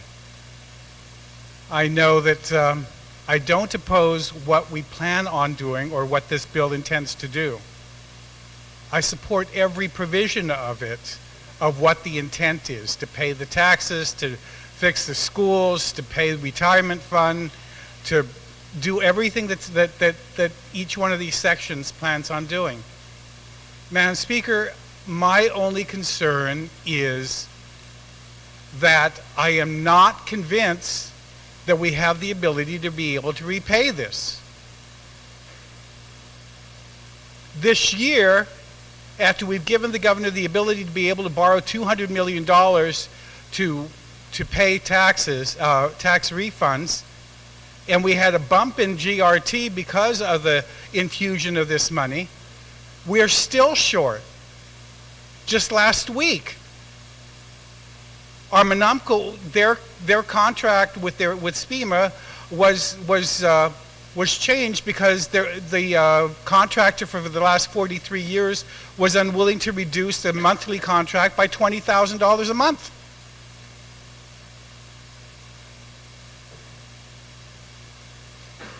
But yet we're going to be able to pay an additional $20 million for these combined bonds?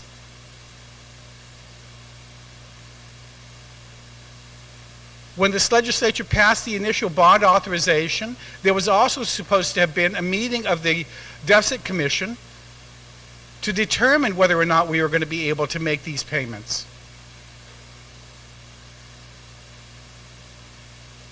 Madam Speaker, I was up last night and I almost couldn't sleep because I happened on to C-SPAN and watch Chairman Buck McKeon of the House Armed Services Committee go speak and talk about the problem with sequestration since the Congress was not able to address the deficit.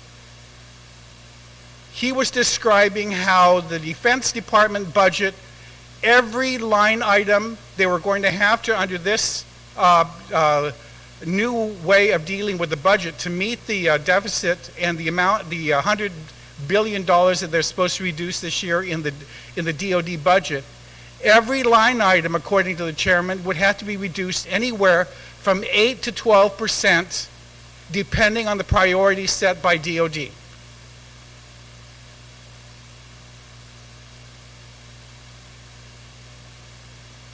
Today, we saw or read the news reports about Chairman Levin and Senator Webb and their concerns about the fact that the military has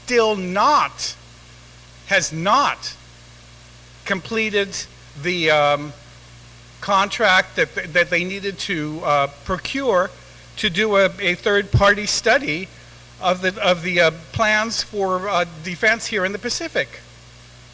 We heard yesterday when I believe it was you or one of the other senators asked Mr. Ludovici at the SEIS presentation that was done by JIGPO whether or not that contract or the plan was completed.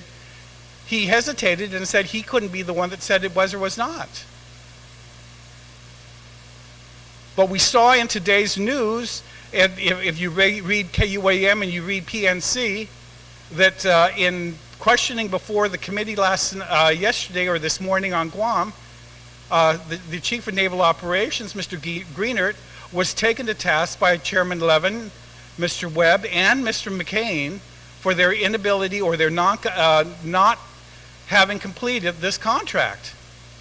I just looked at the news now, and Congresswoman Berdalio just sent out a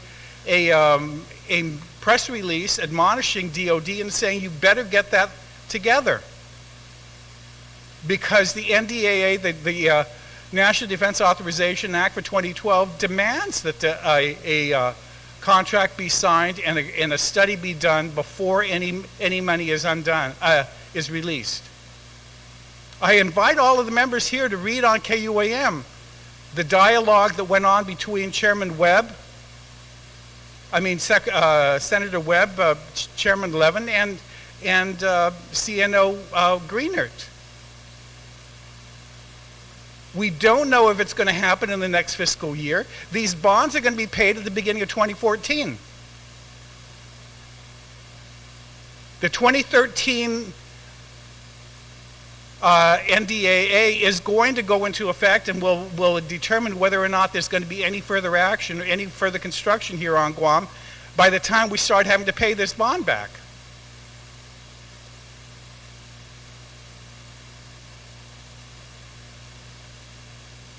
We want to do this, and I have no objection. We're taking ourselves up to 100% of the debt limit. That's going to mean that everything that we need to do in the future that's going to depend on a bond issuance is on hold or won't happen for at least 4 or 5 years until a couple of other bonds complete their run. If we needed to do anything with our hospital, we'd not be able to address it. Everything that we wanted to do for the University of Guam is now on hold.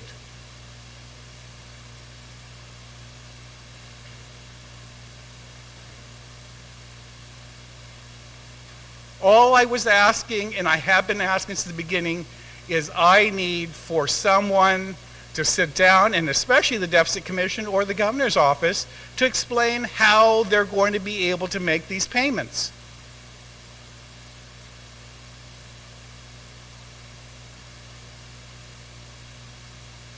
I'd love to be able to go out and buy a new Lexus with a Bluetooth in it so that I can drive around and make all my phone calls without having to put the phone up next to my ear and just have a little push on my dial, but I can't afford it.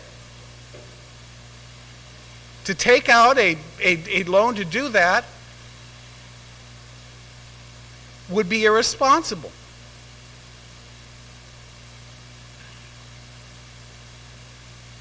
It's not that I don't want to do it, not that I wouldn't want to, in my senior year, enjoy the time that I'm driving around in a Lexus or an Infiniti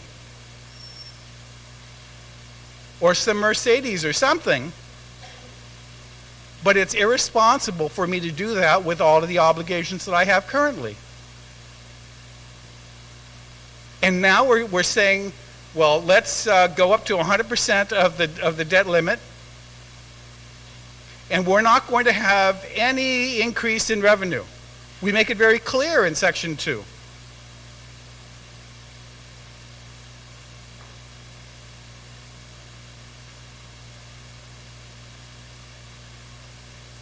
I just wanted to register my concern about us doing this at this time without having a clear plan of action from the Deficit Commission that shows the way forward on how we're going to be able to make these payments.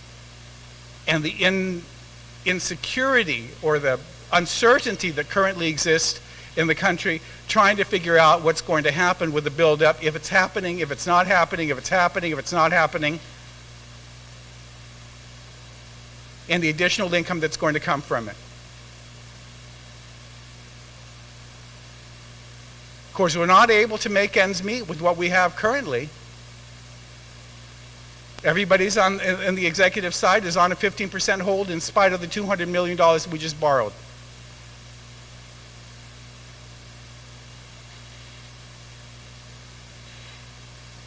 I ask my colleagues to please reconsider this action at this point. Let's put this on hold until such time as we can get the Deficit Commission and the Governor to tell us where this is going to come from. Thank you, Madams. You're welcome, Mr. Vice Speaker. On the motion, recognize Senator Tom Adap.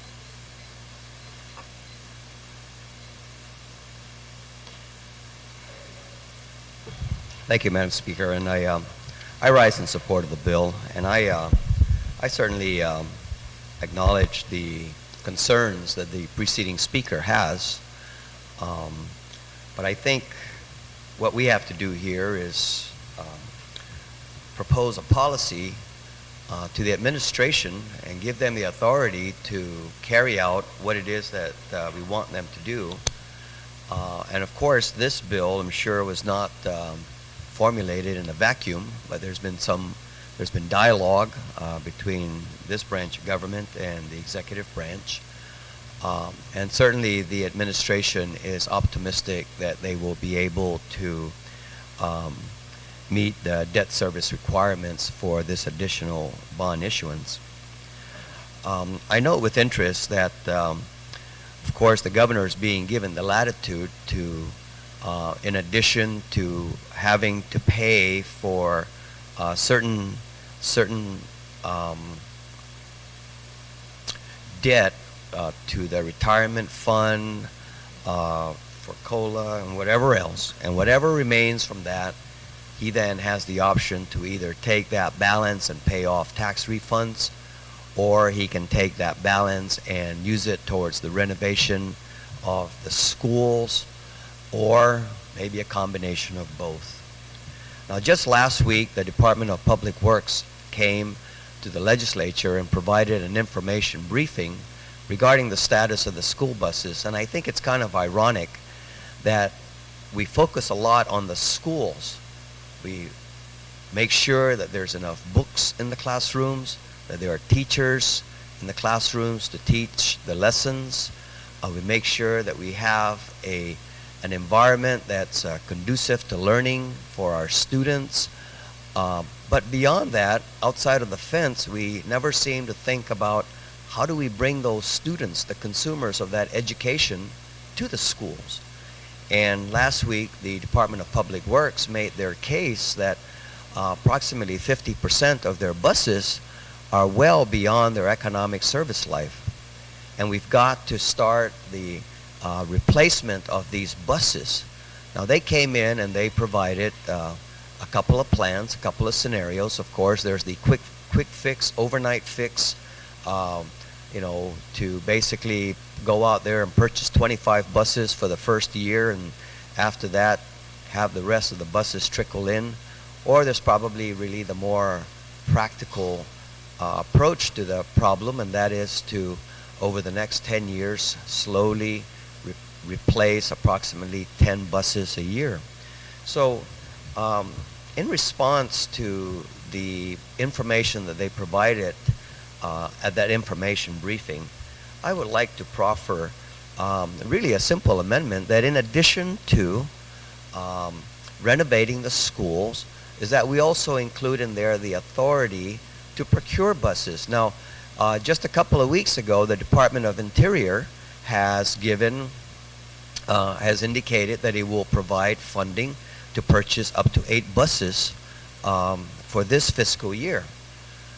Now, if the governor wants to set aside, $500,000 to buy 2 more buses to make that an equal 10 for the first year's replacement, and then we figure out, where to get the funds to make the replacements for the subsequent years, then we'll cross that bridge when we get to it. But I think we should go ahead and give him the authority to also include that. So, to achieve that, I would like to propose the following amendment, and the language is really pretty easy. Take, for example, in page 6, line 8, line 6, page 6, where it reads rehabilitation, maintenance, and/or renovation. I propose that we delete the word and/or, and at the end of the sentence on line 8, it would read education-owned school facilities, comma, and/or procurement of school buses. So I propose that we make that amendment there. The amendment also, that same amendment would also be applicable on page 9, line 22, or starting on line 21, where we strike the words and/or, and it will just read rehabilitation, maintenance of school facilities, comma, add the phrase, and/or procurement of school buses. A similar amendment will be made to page 10, line 23.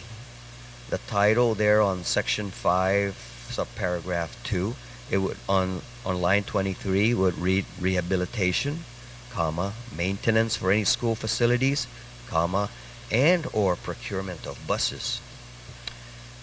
Similar amendment will be made on page 11, line 8. Again, it would read renovation, rehabilitation, comma, maintenance for any school facility as approved by the Guam Education Board, comma, and/or school buses. And similarly, down on the same page on line 23, where it would read facility, comma, and/or procurement of school buses, and on line 22 we delete the word and/or. Those would be the pages where that amendment would need to be made to give him that flexibility to include the procurement of some buses. So I guess that's one. I mean, that's the motion I'm making. I don't know if I have to break it down page by page, but it's really the same motion on the various pages that I pointed out. Because actually, yes, we could do it with the first one in every place, then thereafter, where the clerks then would see that section, that it would be to delete the and/or, and then to add on at the end of the facilities and/or procurement of school buses. So, but we'll just go ahead and do it. So the motion then, at least the first one, would be then the amendment being proffered by Senator Tamada, that on page 6, the very first one, is to delete on line 6 the and/or, and then go down to line 8 where the period is facilities, you put a comma, and then add the words and/or procurement of school buses. On the amendment, Senator Yamashita, you're recognized. Thank you very much, Madam Speaker. Madam Speaker, I stand in support of the amendment that is currently being discussed. I do wonder if we could and/or procurement and maintenance of school buses. I suggest that one of the reasons why our vehicles get so broken down is that we don't properly take care of them.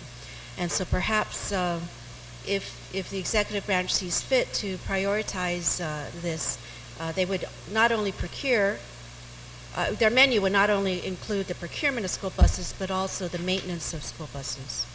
So, and/or procurement and maintenance of school buses. Thank you, Senator. And she's amending the amendment is to add the word and maintenance after the word procurement. Senator Tamada, you recognize on the amendment? I don't have any objection to that amendment, although it's really almost standard practice now with a lot of the vehicles that are being purchased for example, our public safety vehicles that DOI is funding, that they include in that purchase price a 5-year preventive maintenance contract that goes with that. Maintenance as recommended by the original equipment manufacturer, which, lists down, every 12,000 miles you change out the fan belts and all that stuff. So, but if we say procurement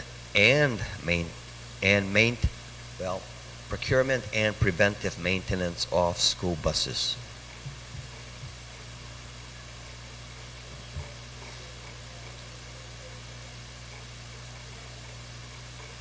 Well, no, so, yes, because, so we'll go back to Senator Yamashita then, because we can't do amendment to the amendment.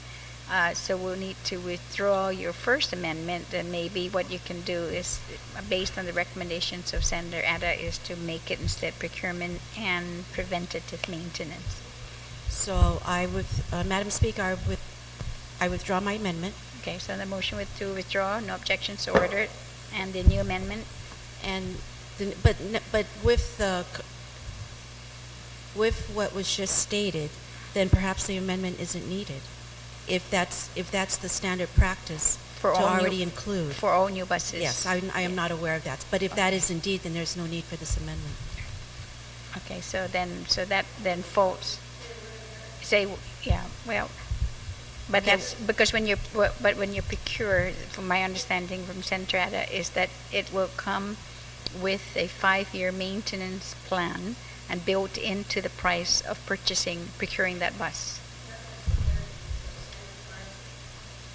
No, Senator Ada, can you please explain, because I know you've been doing this. Well, I'm aware that when they put out the bid package, it's a bid package that would meet certain specifications for the vehicle, plus to include in that package the maintenance of that vehicle for a 5-year period.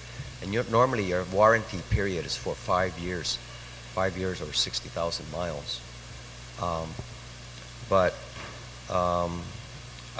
So I think the new amendment to the amendment was procurement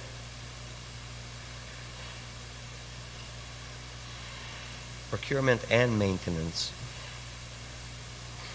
Procurement and preventive maintenance of school buses. I think that was the amendment you made, correct? Yes. Yeah. I mean, that So doesn't... you're still okay, so Senator Yamashita then? Yeah, thank you very much, Madam Speaker. So then the amendment is to add the words and preventive maintenance of school buses. On the amendment to the amendment, no objection, so ordered.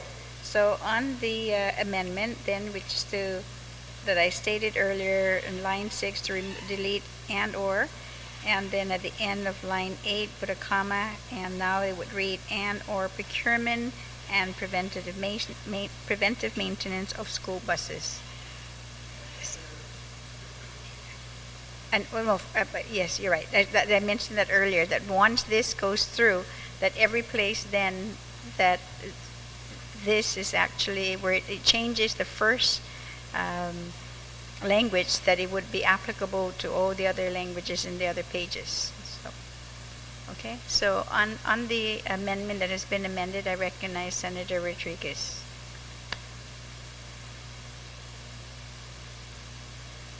Senator Rodriguez, yes.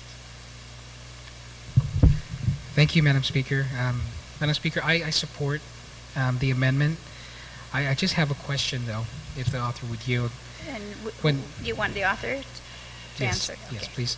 If we're talking about procuring school buses, I don't know what the practice is if we're going out to procure new school buses, or are we going to purchase, or has the government procure used buses? That's my first question. And so, do we have to specify, make it clear that it is brand new school buses that we're procuring? That's the first question. Senator Ada, do you yield to the question? Well, I think maybe we should really leave that to DPW to determine. There are companies out there that offer certified used buses, just like you would find your used car companies that actually, put a used car through a 100-point inspection and then certify that it's, you're going to get your money's worth out of it. But I think we should let them determine that. What they need is they need buses, whether it's new or used. Let them determine that. Senator Rodriguez, your next question. Thank you. Yes, I follow that thought where we leave it up to them, but I feel that the problem we've been having with the fleet of vehicles in the government is that we sometimes settle for those kinds of vehicles where, because of our limitations, we're going to just procure a second hand or use, even if it's certified. I understand if it has that certification as being certified that, we can still have some good use of it. But as the Vice Speaker has stated, this is probably the last time we're going to be ever able to go out in the next few years to do the things we need to. And so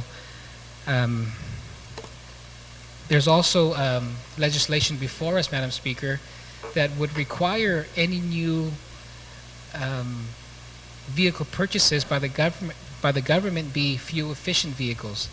And I think that's something we seriously need to think about and probably put it in policy. Now, if we're going to move now to purchase new vehicles, something as important as a school bus, then maybe we need to also indicate that it'd be a brand new bus, and it'd also be a fuel efficient vehicle.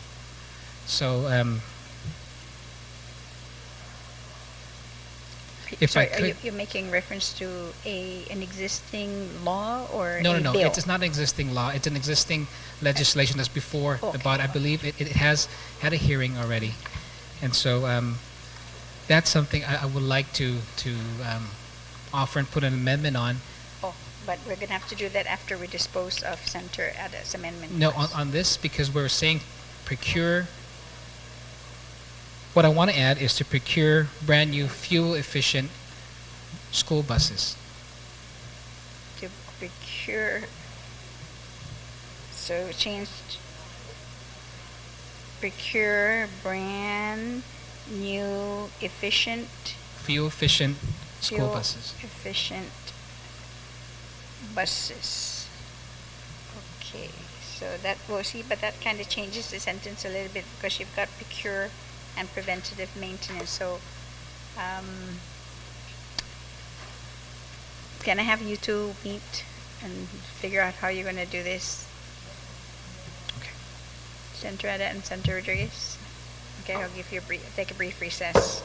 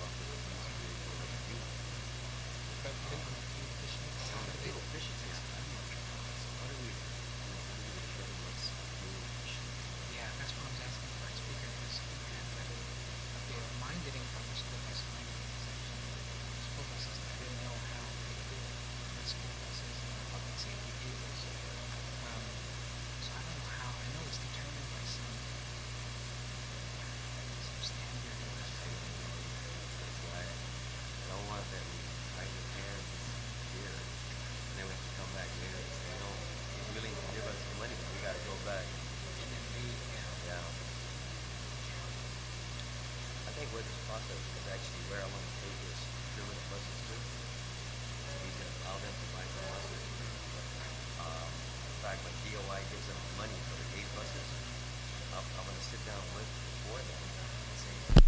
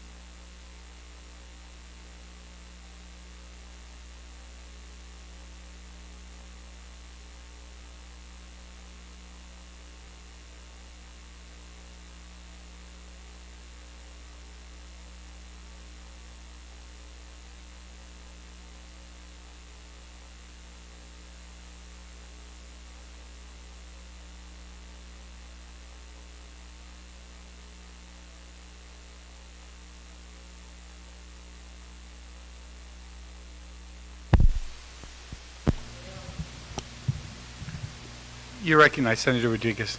Thank you, Mr. Speaker. I'll go ahead and withdraw my amendment. You know, what I wanted to do with the amendment was to try to right now set the policy on moving forward when it deals with vehicles that we purchase. What I'll do is I'll withdraw it, and we'll work on the two bills that you and I have that sets the guidelines on new vehicles for the government. So we'll wait for that to happen. Thank you. Thank you very much. On the motion to withdraw, there being no objection.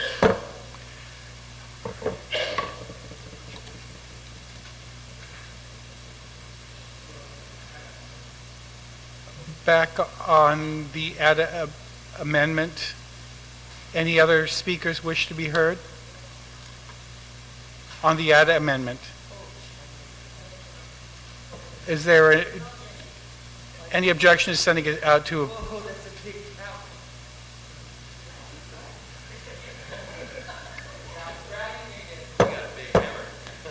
Thank you. The ADA amendment is approved. Senator Respicio, wait, hold on a sec. How does she do this? Oh, these were the two for on that, okay. Senator Respicio, you're recognized. Thank you very much, Mr. Speaker. Mr. Speaker, I certainly rise in support of Bill 414-31. And on February 14 of this year, just last month, Mr. Speaker, 12 of us in the legislature joined together to introduce a bill to remove all what the governor perceives as legal impediments for him being able to go forward with the Series B bonds to pay for tax refunds. And the 12 of us made it very clear, Mr. Speaker, as well as others in this body, that the payment of tax refunds to taxpayers has to be the absolute top priority of this government. And that was the genesis of that Bill 423. And I rise to thank the co-sponsors of that Bill 423 to recognize what we have to move this legislature toward. And moving this legislature toward this point is reflective of the amended or substitute version in Bill 414. I want to also thank the Appropriations Chairman for recognizing that despite the position that he's taken, that there's more than sufficient amount of cash right now to pay for the tax refunds which are not being paid by this administration for one reason or another, providing this additional opportunity for the governor to do so would pave the way to make sure that when the time is for the tax refunds to be paid, I believe June, that the monies will be there after the governor is able to go out and float this bond. Now, because that was a position contained in 414, and there was very specific and prescriptive requirements on how those proceeds are to be paid, the substitute version reflects a desire of 12 other members of this legislature, Mr. Speaker, to make sure that the authorization of those proceeds would be used to pay for tax refunds.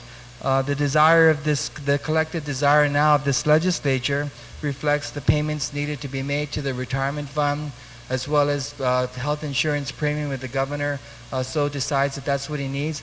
But more importantly, Mr. Speaker, to give the governor additional resources to pay tax refunds, to repair schools, or to, with this amendment that passes, purchase school buses.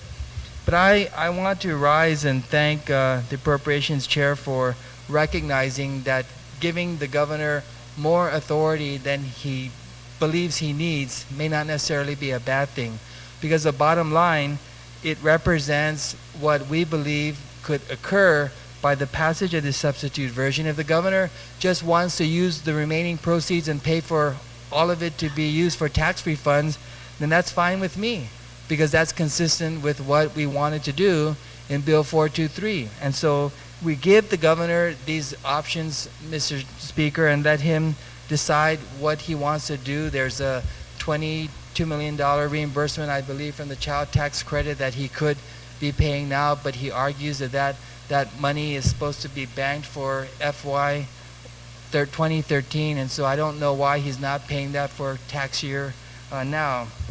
But my first request, Mr. Speaker, is that we're also aware that when the chairman had a public hearing on this bill, the administration came and testified solely on Bill 423 and provided, I don't want to say very little testimony. They did testify on 414, but they spent a great deal of time and energy on Bill 423. So my first request, my first motion is to take the testimonies that were given on Bill 423 and allow that those testimonies be a supplemental committee report for Bill 414, just so that the record reflects that when Bill 423 was merged into Bill 414, some components of it, at least that this committee report reflects what was a desire in Bill 423 and the administration's position on Bill 423. On the motion by the Majority Leader to append the testimony of 423 supplemental in 414, is there an objection? No objection. And so again, Mr. Speaker, I'm in favor of clearing all obstacles to people receiving the refunds to which they're entitled to without delay. And if the Calvo administration has a different view, and they may need to do otherwise to decide to pay refunds or decide to pay otherwise consistent with this bill, then that's entirely up to him. My next motion, Mr. Speaker, is to take the co-sponsors, all 12 of us, in Bill 423 and fold them into Bill 414 to again reflect that the two bills were merged in the order in which Bill 423 was introduced. So it'll be V.C. Pangilinan and then all other 12 senators in the order as introduced in Bill 423. Any objection to that motion? Hearing no objection. Thank you, Mr. Speaker. Any other senator wish to be heard on 414? Senator Gutherds? Any other senator after Senator Gutherds? You're recognized, Senator Guthrie. Thank you, Mr. Chairman. Of course, I support this bill. I think the intent is very clear. And of course, it brings forth two real big priorities of this legislature and of this community. And that, of course, is to address the continuing challenge to ensure that tax refunds are paid in a timely manner, but at the same time, to address the unfortunate physical plant conditions of almost all of our schools in Guam today. And I certainly hope that should this bill pass, that our governor will give clear consideration to these priorities. However, Mr. Speaker, I also want to thank my colleagues, because as all of us here know, there is another bill that would assist in restoring the fiscal integrity of our schools, P-H-Y-S-I-C-A-L, the structures of our schools, so that they are habitable and provide a good learning environment for our children. So we also have other initiatives available should they be needed. And I'm hoping that that bill will also have a hearing and will move forward and help, if needed, to resolve some of our infrastructure issues at the schools. I want to challenge our governor to use his good judgment should this bill pass, and to respond as quickly as possible. Thank you very much. Thank you, Senator Guthrie. Any other senators wish to be heard on 414? If not, I'll invite the main... Any senator? None? Then the main sponsor is free to close. Thank you very much, Mr. Speaker. Mr. Speaker, I want to thank my colleagues for their consideration, cooperation, and attention to the issues I think that are important to our people. And there's no doubt that everyone recognizes that the issue of tax refunds and providing the mechanisms and the authorities and the resources to meet our obligations to our people in refunds is of great concern and has been given great attention by every single member of this body, and of course the administration as well. So we continue that. We hope, of course, as you mentioned, that the work that was required in order to float these bonds with regards to continually examining the financial condition of the government, the ability to pay, future operational needs of this government, restructuring the government, that the governor has committed to, that work will continue, and we will see some fruition of all of the work that's happening in that area to assure the public, of course, this body and our community, that we will not extend beyond our reach on this one. And the governor has some grave responsibility. Our office continues to monitor the financial condition of the government. And as you mentioned, there's a deficit commission in place, and that's one structure that the governor has to invoke in order to assure that the decisions he makes are guided by those that he has appointed to that commission and have the ability to give him advice and counsel on proceeding with these financial policies enacted by this body and whether or not he should execute them and so forth. So I hope, as everybody, as the retiring speakers say, that the governor will continue that work. Our office, the Office on Finance and Budget, continues to monitor that and continues to provide and propose solutions to the issues that we are facing. And once again, I thank everyone. So, Mr. Speaker, I want to make the motion that we place the bill in the third reading file for a vote. And if we're voting today, I also, notwithstanding any our rules, that we place them in the third reading and that we vote also without engrossment if we're going to vote today, given the minimal amendments made to this bill. Thank you. Senator Pangilinan, can we take a short recess? I need to get the speaker and the committee, the chairman of rules back in so that we can determine where we're going at this point.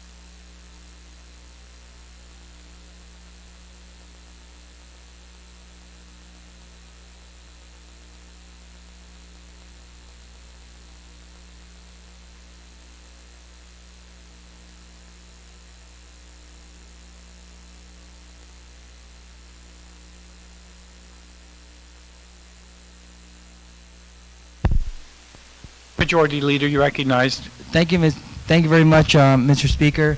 Mr. Speaker, notwithstanding the House rules, I move that we suspend discussion on the second reading file and proceed to the voting file, and that I further move that we vote on bills 416 and 414 without engrossment. On the first motion of suspending discussion in second and going to third. Hearing no objection. Right. Go ahead. Isn't it? And then you're going down to third now. I mean, you're going to vote without engrossment. Yeah, so that we suspend discussion and we proceed to the voting file. Okay. And if we are in the voting file, I move that Bill 416 and Bill 414 be the two matters that we vote on now, and that they also be voted on without engrossment. Any objection to voting on 414 and 416 without engrossment? And let me just add the two board nominees since they're already there for the Port Authority and Solid Waste Authority. Hearing any objection to the two board members being added on to the voting file this afternoon.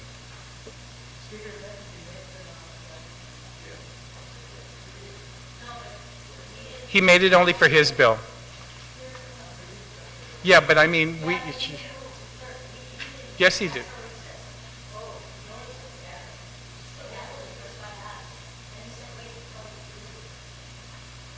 All right, I'll clear it up. The motion to place 414 in third reading file with no objection.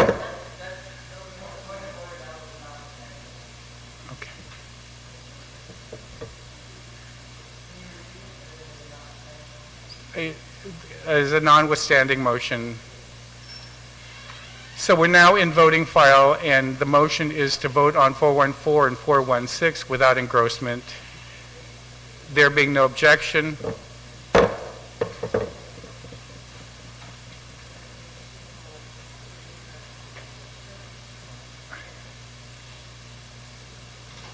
will you be calling 416 first?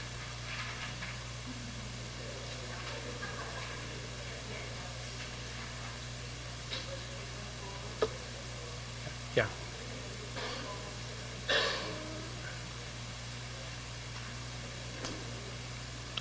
We're voting.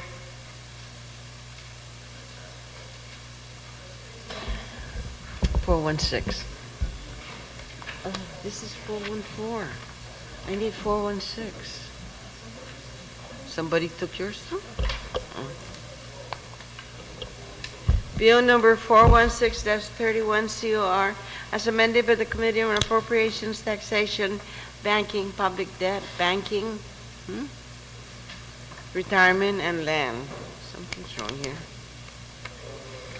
Introduced by Thea Munoz Barnes, JT Wampat, EDD, BJF Cruz, and BC Penglinen.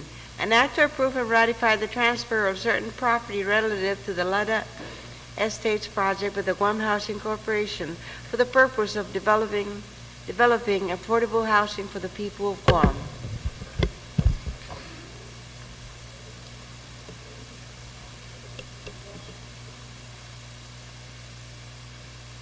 I apologize. I thought we were voting. All right, we'll have the call of the House, please.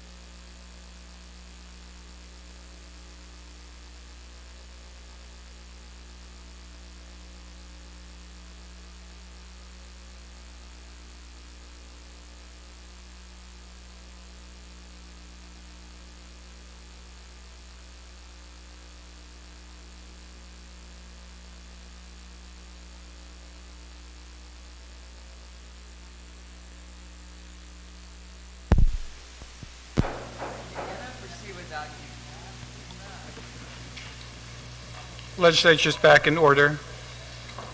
We'll be voting on two bills, 416 and 414. Madam Clerk, please call 416.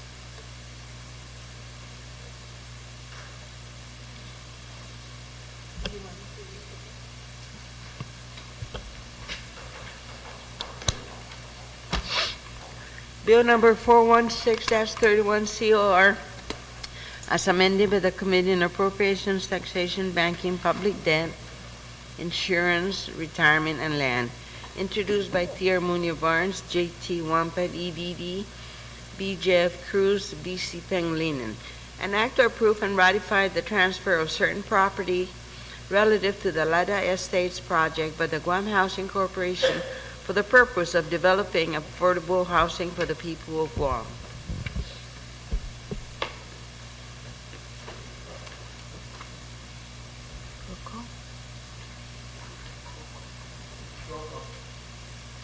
Senator Tom Atta. Senator Tony Atta. Senator Frank Blas. Vice Speaker Cruz. Senator Dueñas. Senator Guthertz. Senator Mabini. Senator Muñoz Barnes.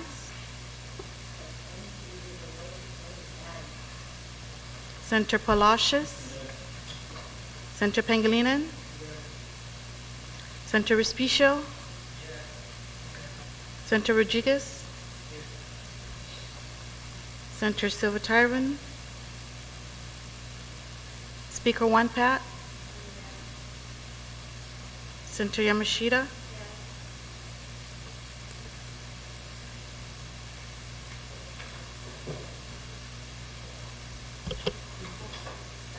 Before I call the vote, can I get a motion to excuse?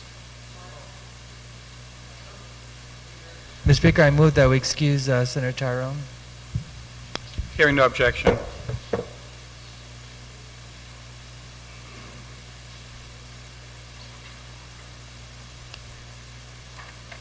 Bill 416 received 14 affirmative votes, 1 excused absence. Bill 416-31 has been passed by Minute 31 ng Legislature ng Guahan. Bill 414.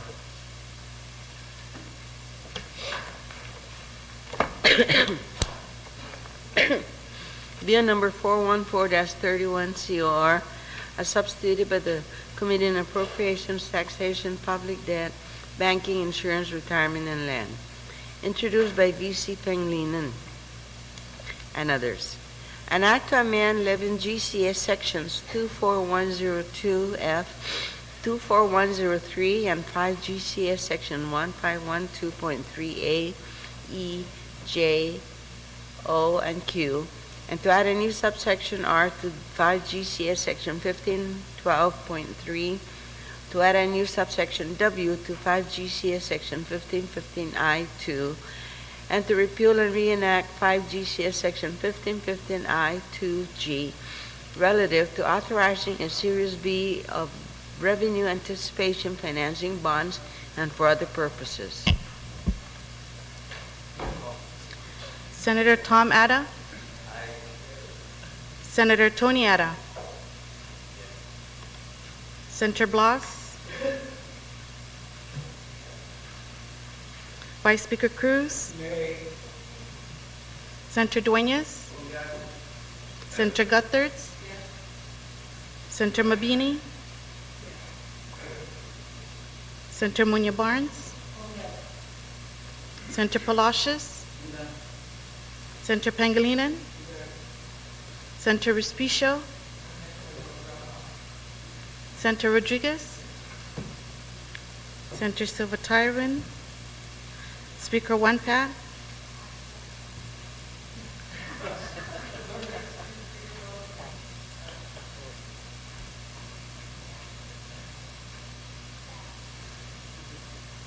Senator Yamashita. Speaker One Pat.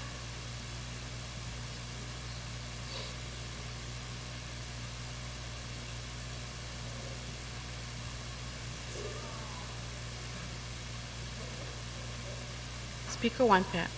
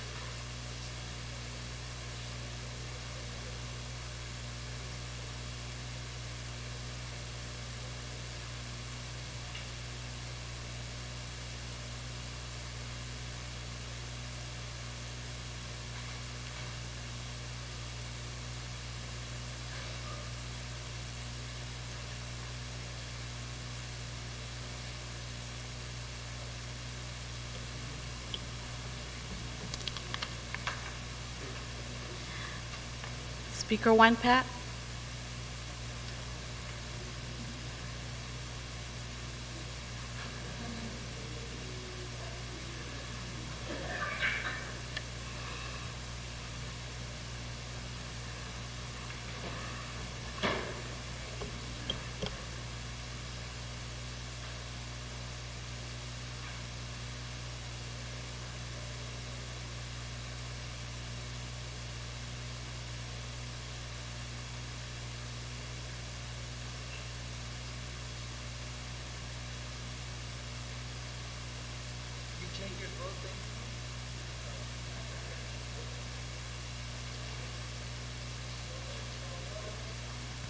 Bill 414 received 13 affirmative votes, 1 negative vote, 1 excused absent. Bill 414-31 has been passed by Eminent 31 de Legislature en Guam. Mr. Majority Leader. Oh, the confirmations, I'm sorry. On the confirmation, you want to read the two confirmations?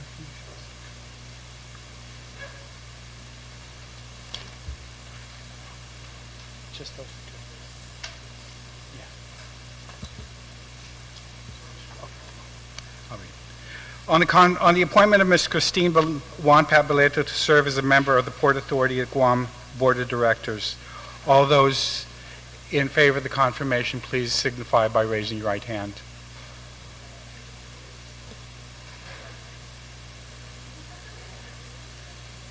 You have to vote. Ms. Beleto has received a unanimous confirmation by the members of the Guam Legislature. On the appointment of Mr. Jonathan DeKnight to serve as a member of the Guam Solid Waste Authority Board of Directors.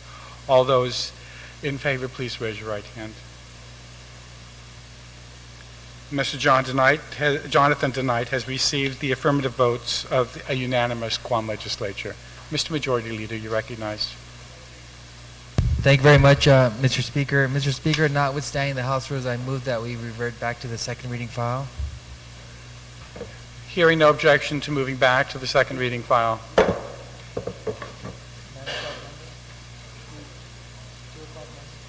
Thank you, Mr. Speaker. Mr. Speaker, I move that we recess until 2 p.m. on Monday. Hearing no objection, the legislature is in recess until 2 o'clock on Monday afternoon.